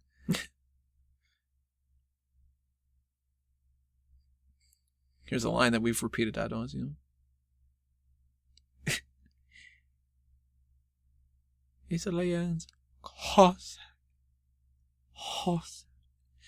See, funny enough, Eric Serra, he recorded when he said Cossack, and that's what he uses for that. Right, music concrete. If you put this on with the subtitles, it says, you knew, didn't you? He's a lions. Sack. Almost sounds like Leanne's ball sack.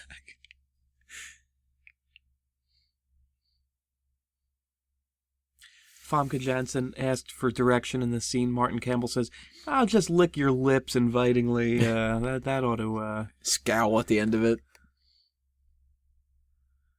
Wow, a thankless death there, General Uramov.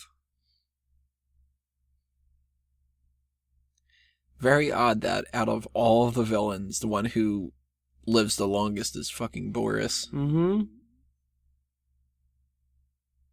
Well, he's resourceful.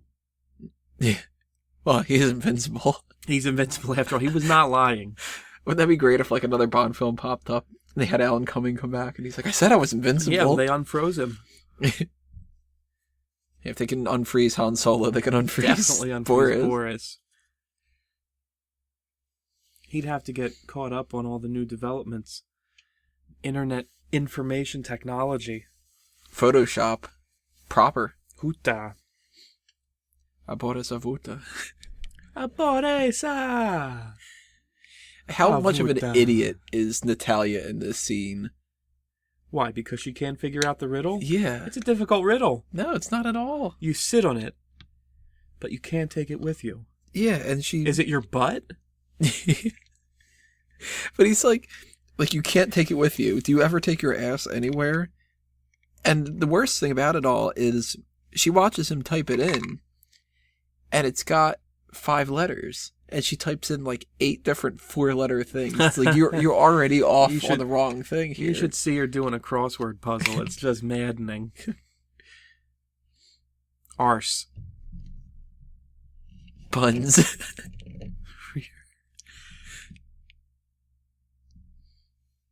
Yeah, that's great. The fuck are you talking about?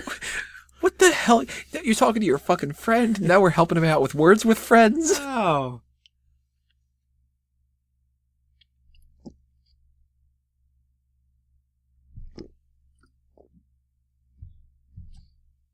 She knows our geography. Yeah, you know what she doesn't know? Different words for ass.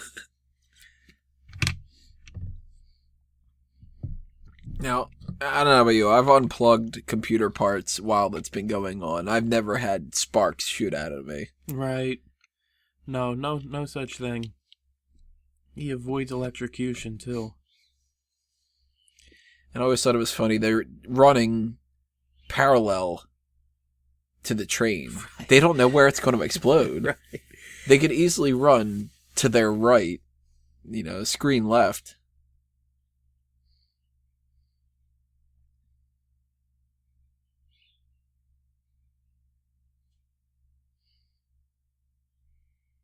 That sweater blouse combo has to be smelling quite awful. She's been wearing it for a couple of weeks now. It might have been since the beginning of the film.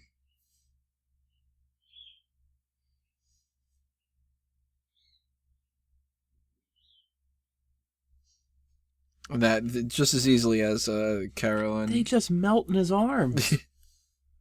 He's almost too suave for his own good. Do you think all it takes to get a woman turned on is to threaten her life? Is that what we've been doing wrong all these years? Well, see, I don't know. I mean, I've gotten the threaten the life thing down. I never had that bottle of champagne. Right, it's exactly.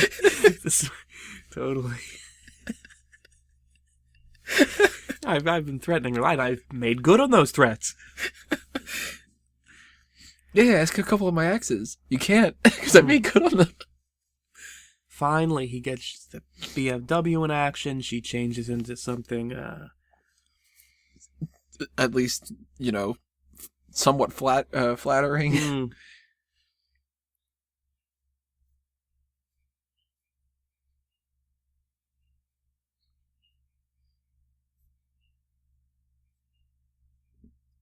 She's quick to judge, isn't she? Like he has anything to say about this? It could easily just be, the villains trying to hunt us down. You're like, Boris with toys. Boris with toys. And he's like, who's this fucking Boris? I hear about this Boris. What kind of toys? Hey, I brought some things for a picnic here.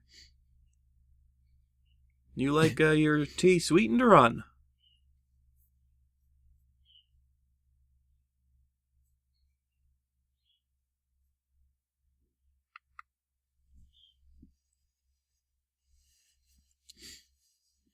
Go see, we were talking about the continuity a little bit earlier and whether or not they acknowledge that certain films happen or whatever.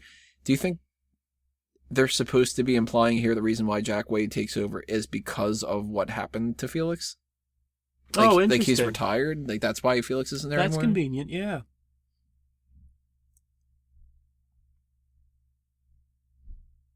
I imagine it would be hard to fulfill your duties missing both legs. Well, he only gets... He loses more in the books, right? I mean, he gets, real fucked up in the book, I think. But in the movie, I don't think he loses everything. The shark tears his legs off. Doesn't he lose, an arm and that's it or something? No, he goes in legs first. He goes, ah! Don't they show a shot of him, though, where he's, he still has his legs, but he's just, cut up? Maybe they're prosthetics? I thought it was the part where he's on the couch. We're sitting here talking about License to Kill. I don't remember. Let's put on License to Kill. Yeah. Hey, Jack Wade, don't press any of the buttons on that car. We wouldn't want to have some kind of a worthwhile action sequence with this expensive BMW or anything, you know what I mean?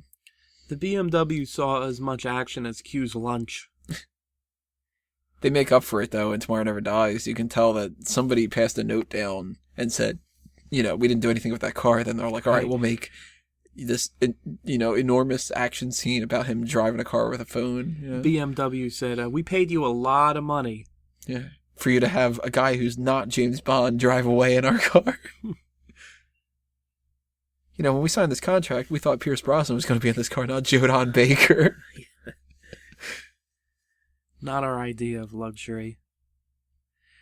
One thing this is probably my least favorite sequence in this film. There's a couple of kind of slow, ponderous, almost philosophical scenes where people talk to Bond, they criticize him, they characterize him in unflattering terms. They're trying to bring a little bit more depth to it. I mean, like, look at the Craig ones now. I mean, there's whole scenes where he's talking about how damaged he is and, you know. I like Bond in Diamonds Are Forever say, when he'd take a lady's bikini top off and choke her with it.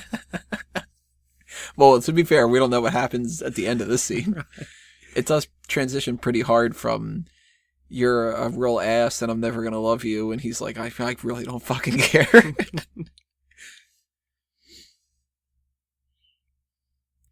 Natalia's asking the same questions of Bond that John Connor asked of the Terminator.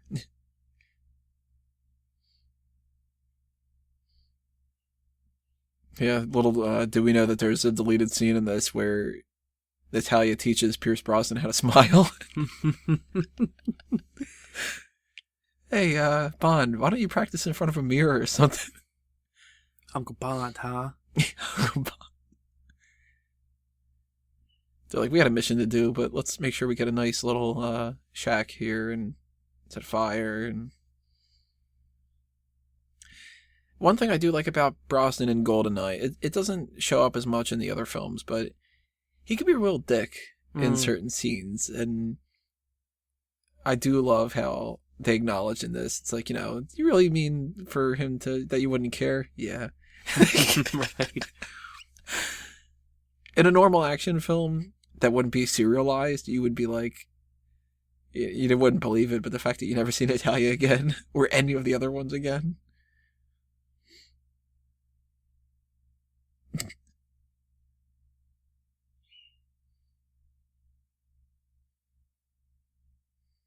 And here's how James Bond gets killed.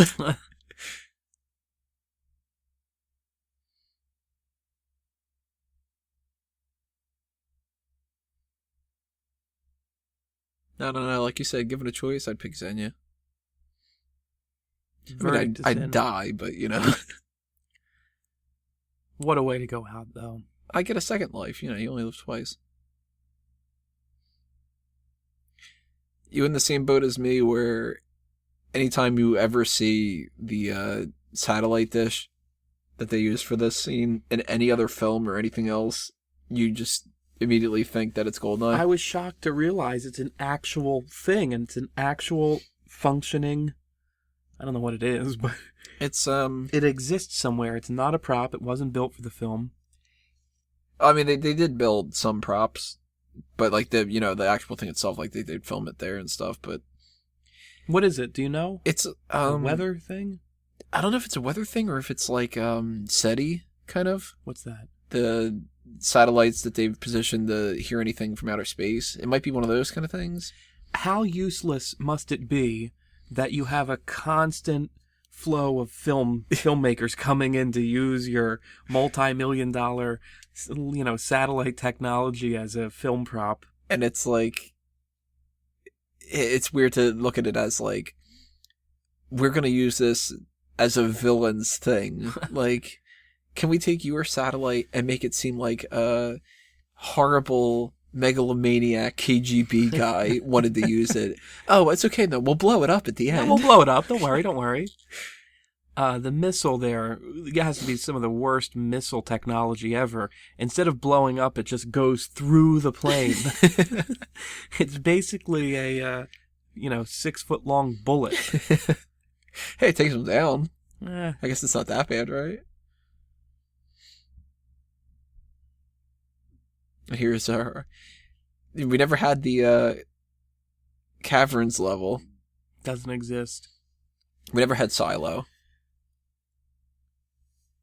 But here we have our jungle level, where Natalia is just as much of a pain in the ass in the movie as she is in the fucking game.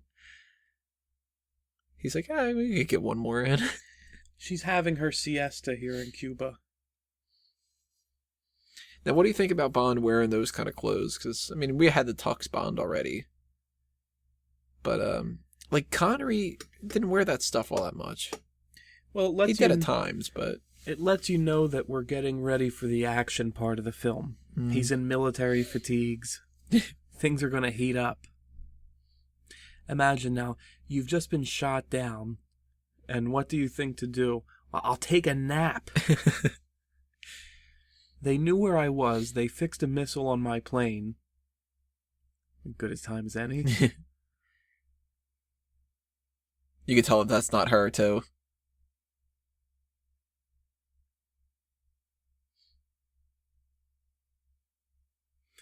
You know she means business. She's pulled her hair back.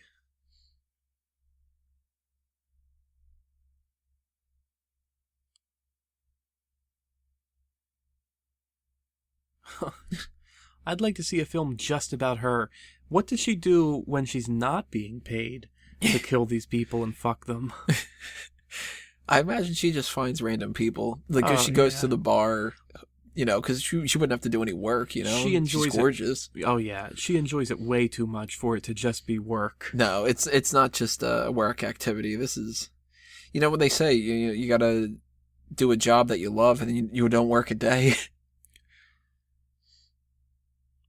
Interesting. Now, did Bond intend to kill her? He attaches her latch, back to the helicopter, shoots at the helicopter, probably thinking it would drive away and take her with it. Yeah. Instead, it squeezes her to death. It strangles her. I do like this line. Like, if he intended to kill her, he's very proud. If he didn't intend to kill her, he's not only gotten over the idea that he killed her, but he also has thought of a quip about it and is very proud of the quip. You should see Bond's Twitter feed after natural disasters. I mean, the guy has no sense of boundaries at all. Like, if they would have kept the Brosnan era going now, I mean, obviously he would have been like a 60-something-year-old Bond, but he would be taking a picture of all of his kills and then posting Instagram shots over and over again. With his puns underneath. Yeah.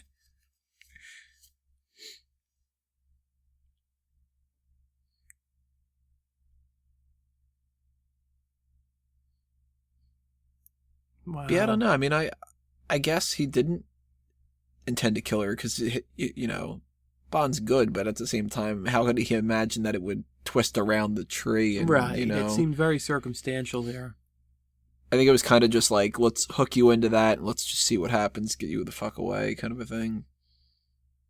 You think it would have been more, a little bit less comedic or whatever if she would have been strangled, if it would have been around her neck? Or you think that maybe would have pushed them past a PG-13 to have a woman get strangled on her? Yeah, it probably would have been a little gratuitous. Yeah, it's some of the films really push the PG-13, but like we've noticed, so much of the action is bloodless action. It's not very violent. It's more violent than some of the other films. But at the same time, it's the Craig ones are worse now. This is the world's largest toilet. Now, wouldn't you kind of be tempted to just take a piss in that? Oh, certainly. Once in a lifetime opportunity here. And watch it drain. I always thought it looked like this footage was being played backwards. When the water jumps up.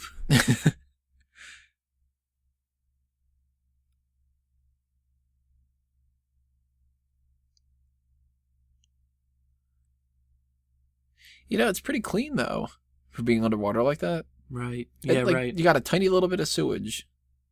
Or algae or whatever that's supposed to be. There he's got his 4th-generation Boris pen.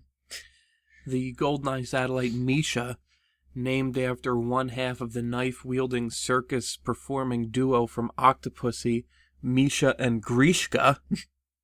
Mishka. Grishka. Grishka. Grishenko. It's a good thing 009 wasn't in this.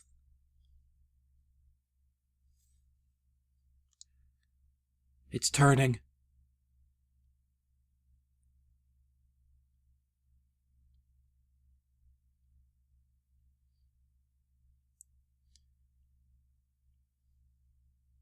Oh, it'd be kind of fun. If you don't get, like, that charred... Oh, I think you'd be pretty fucked up. Now, if they pretty serious rug burns. I mean, that's concrete, isn't it?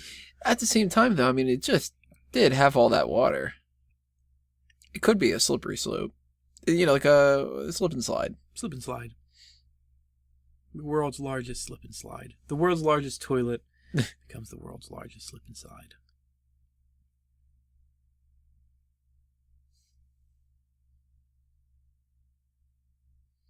Now, that's something that just a stupid idiosyncrasy of mine. I don't do 3, 2, 1, turn unless I tell somebody ahead of time. All right, we're gonna go 3, 2, 1, turn. Like beginning of this thing when I'm telling you guys you got to sync up your thing. 3, 2, 1, play.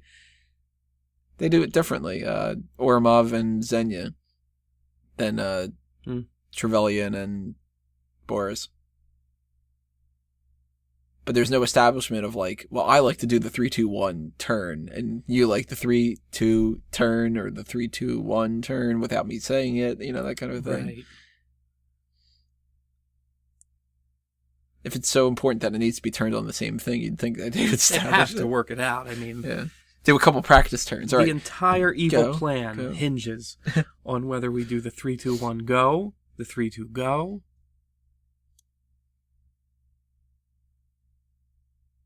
So he has 7 shots in this gun, right? Yeah. Timed mines. No, they're the remote mines. Oh. Because he's got the watch. Okay, right. And he disables it in there. And they don't pay attention at all. That he just throws a mine underneath them. That was his pistol he threw at them to let them know he was unarmed. Oh, I thought that was a mine for some reason. 20 years later. Wow. I've never paid attention to that detail. I thought he threw the freaking...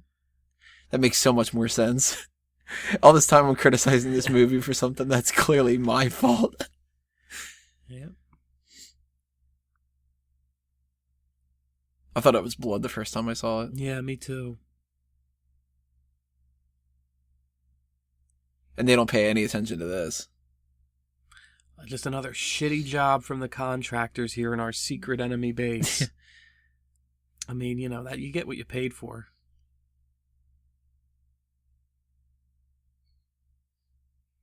Also, the liquid nitrogen just kept around, just in case we need it. Have a cool fog party later. Well, that's a celebration after they take down London. The biggest dance party you've ever seen.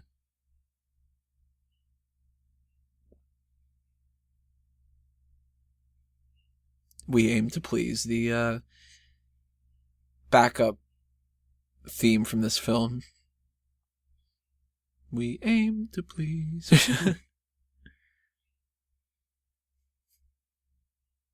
So, you still like that sandwich? How's his foot doing? Does he still like those turkey hoagies there?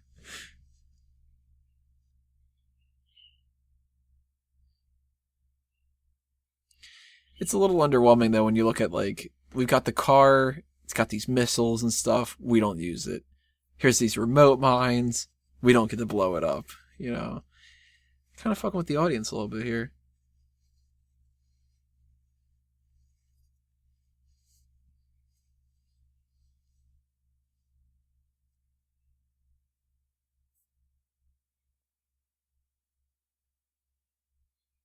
Something we didn't mention, actually. GoldenEye inspired by the name of Ian Fleming's home. This is one of the first Bond movies that actually didn't use a title from a book. He used it from a house instead.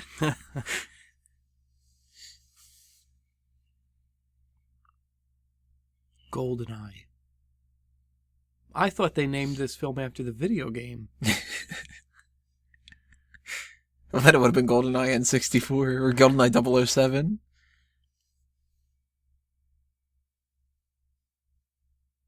Cell phones, Twitter, Facebook, Snapchat. We haven't quite figured out how to get rid of Periscope yet, but... Right.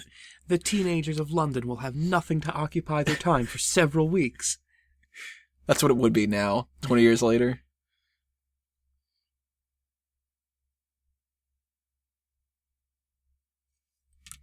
More ponderous dialogue here.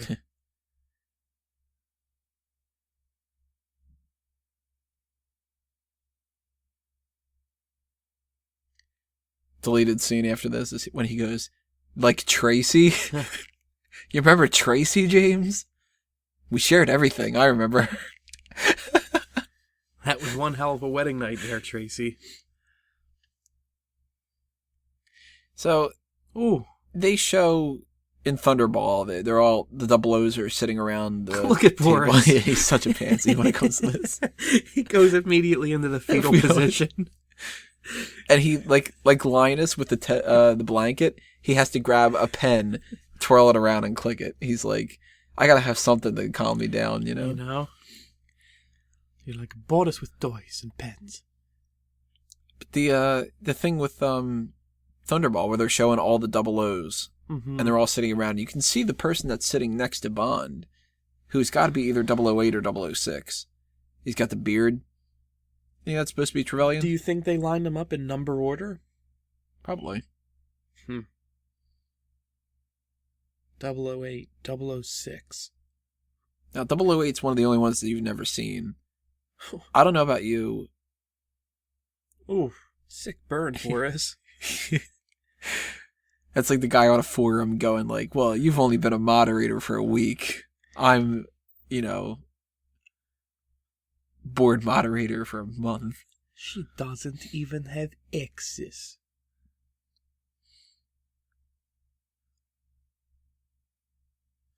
Alright, are you keeping count here? Was that 3?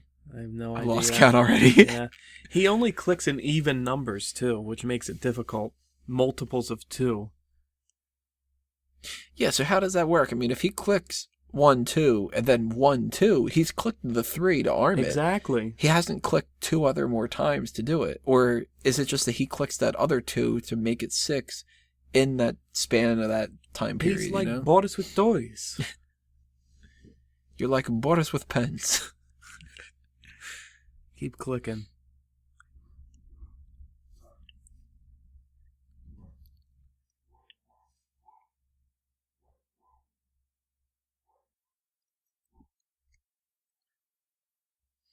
So we're losing track of the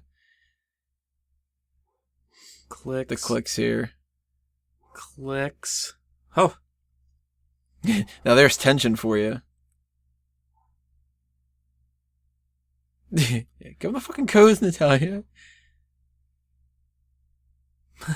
What if Bond has miscalculated the number of clicks and everyone waits there for a second thinking something's going to happen?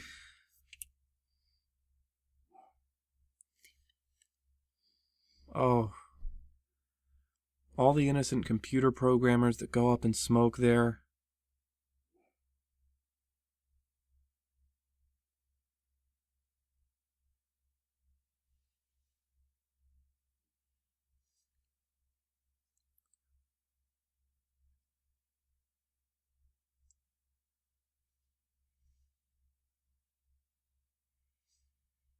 Great ruse by Natalia. Pretends to be dead.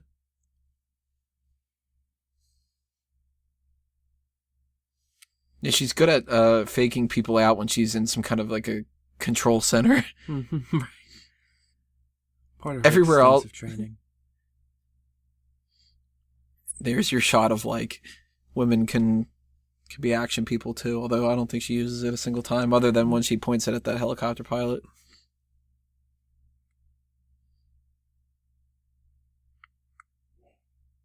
We just built this place. I'm fixing it.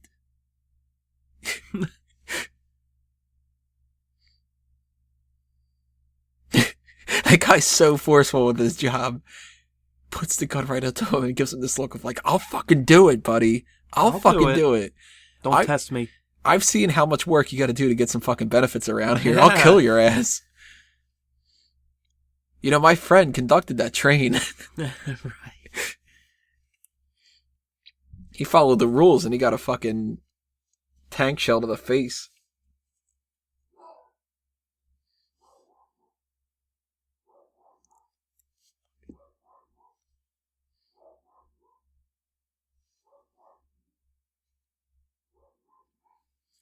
This has to be the most inaccurate weapon in the Bond series.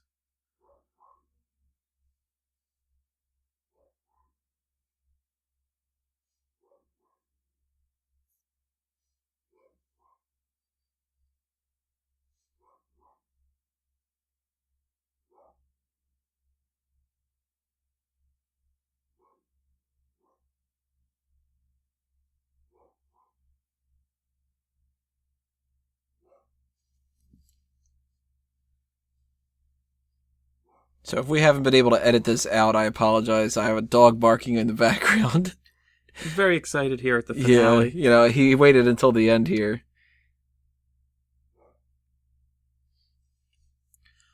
All of Boris's coding and computering. See, my dog in the background, he watched that scene before of the wolves in the Severnaya bunker. And was like, well, we got another bunker here, but we're the dogs. I think I'm going to represent. Right.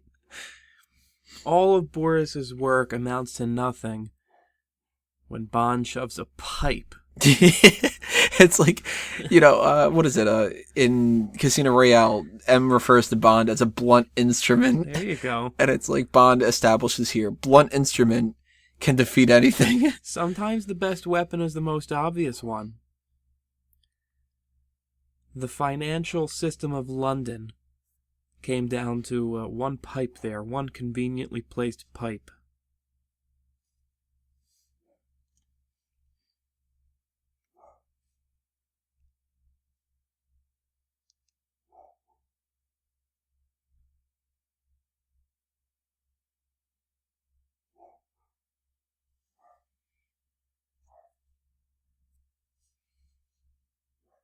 Some good hand-to-hand combat here between Bond and 006.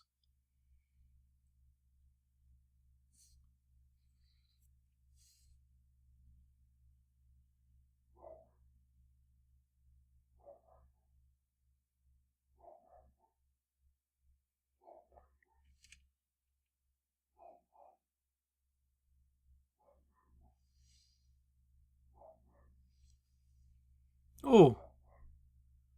Oh. I don't know how he's still standing after all that.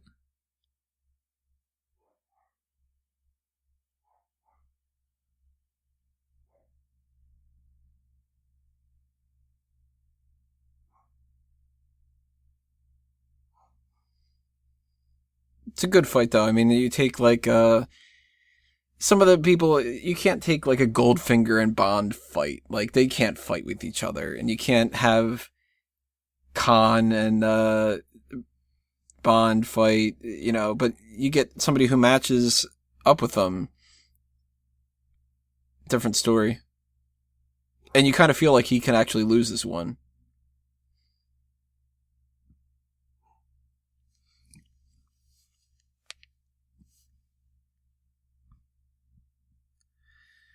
Yeah, somehow I think climbing all the way back up the ladder is not going to work this time, Bond.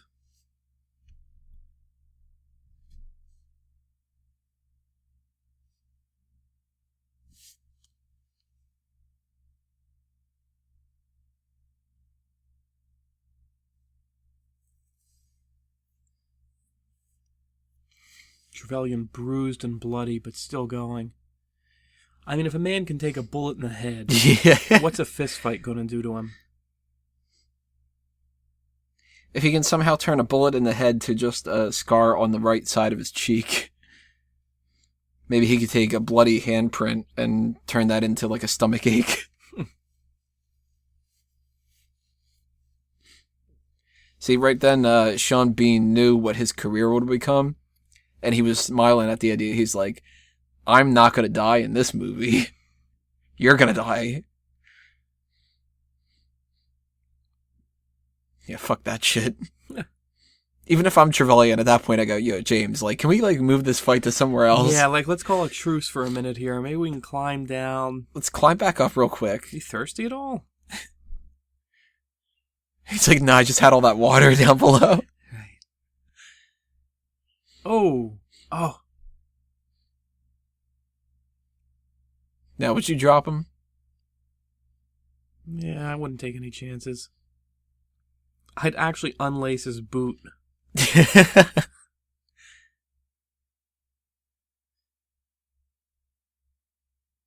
Oh my god. Watch the bounce here at the end. Ooh. Smash. And his foot goes sideways, like... Oh, bodies. But the fucker still lives! Like, I don't get it.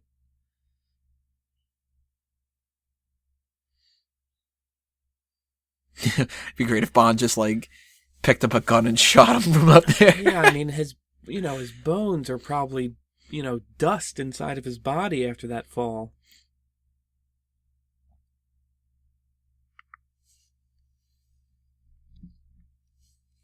Mr. Bond James Bond. Look at that. And if Bond misses that little jump right there, there goes the world, because it's such overkill. I like the implication, too, that the entire thing falls into his screaming mouth. I never looked at it that way. That, like, the actual, like, point goes into his right mouth. Down. Good bodies.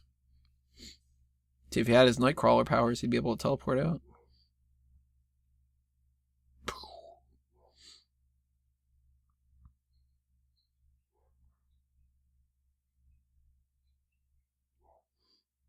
Yeah, there's worse ways to go. Yeah, probably instantaneous, Funny enough, he's one of 2 characters that dies with a smile on his face. Right.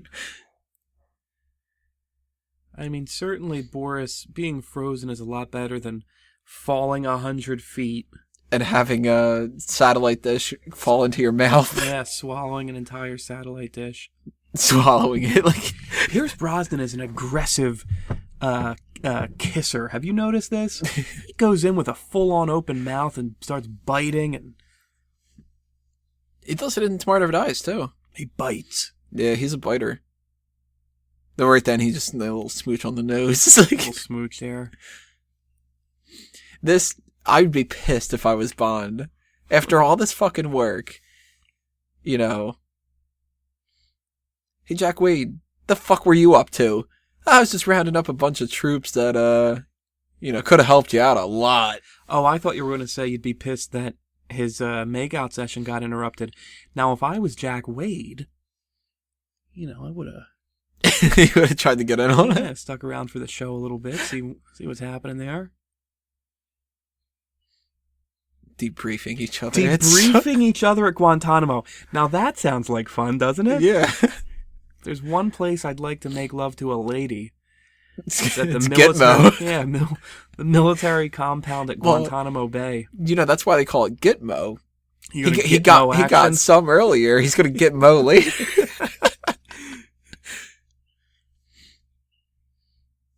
So how does this rank when it comes to, like, ends of a Bond film? I mean, most of them end, Bond's got the girl, there's some kind of, like, joke about it, whatever, that kind of a thing. Die Another Day, they've got the pan out from the little cabin where they're with the diamonds and whatever, and Moonraker's got the shot of the shuttle. Right. I don't know, I think I love this song.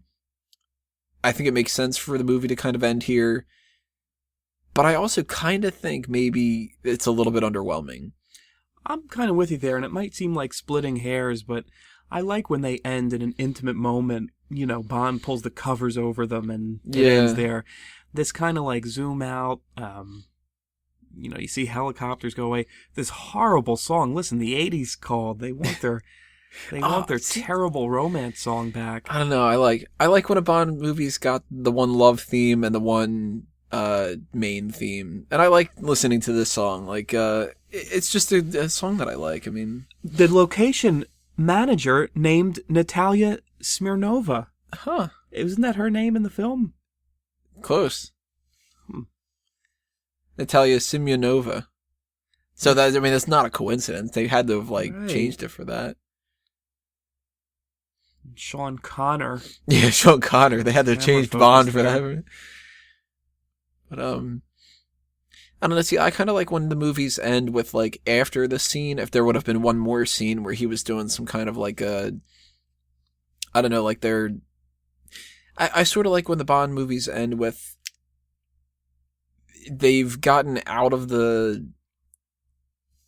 whole thick of it, but he's still with the girl. Like, I like the end of The World Is Not Enough, where it's the fireworks, the caviar. Yeah, the celebrating, and the music in that is fantastic, and a great line. I thought, Christmas only came once a year. Whoa. Like, yeah, the first 5 times. Tough lady to please. Yeah, And she's like, well,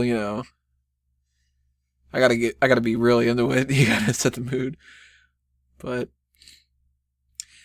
look how short the credits were, too. Yeah. Unusual. They go forever now. Oh my gosh.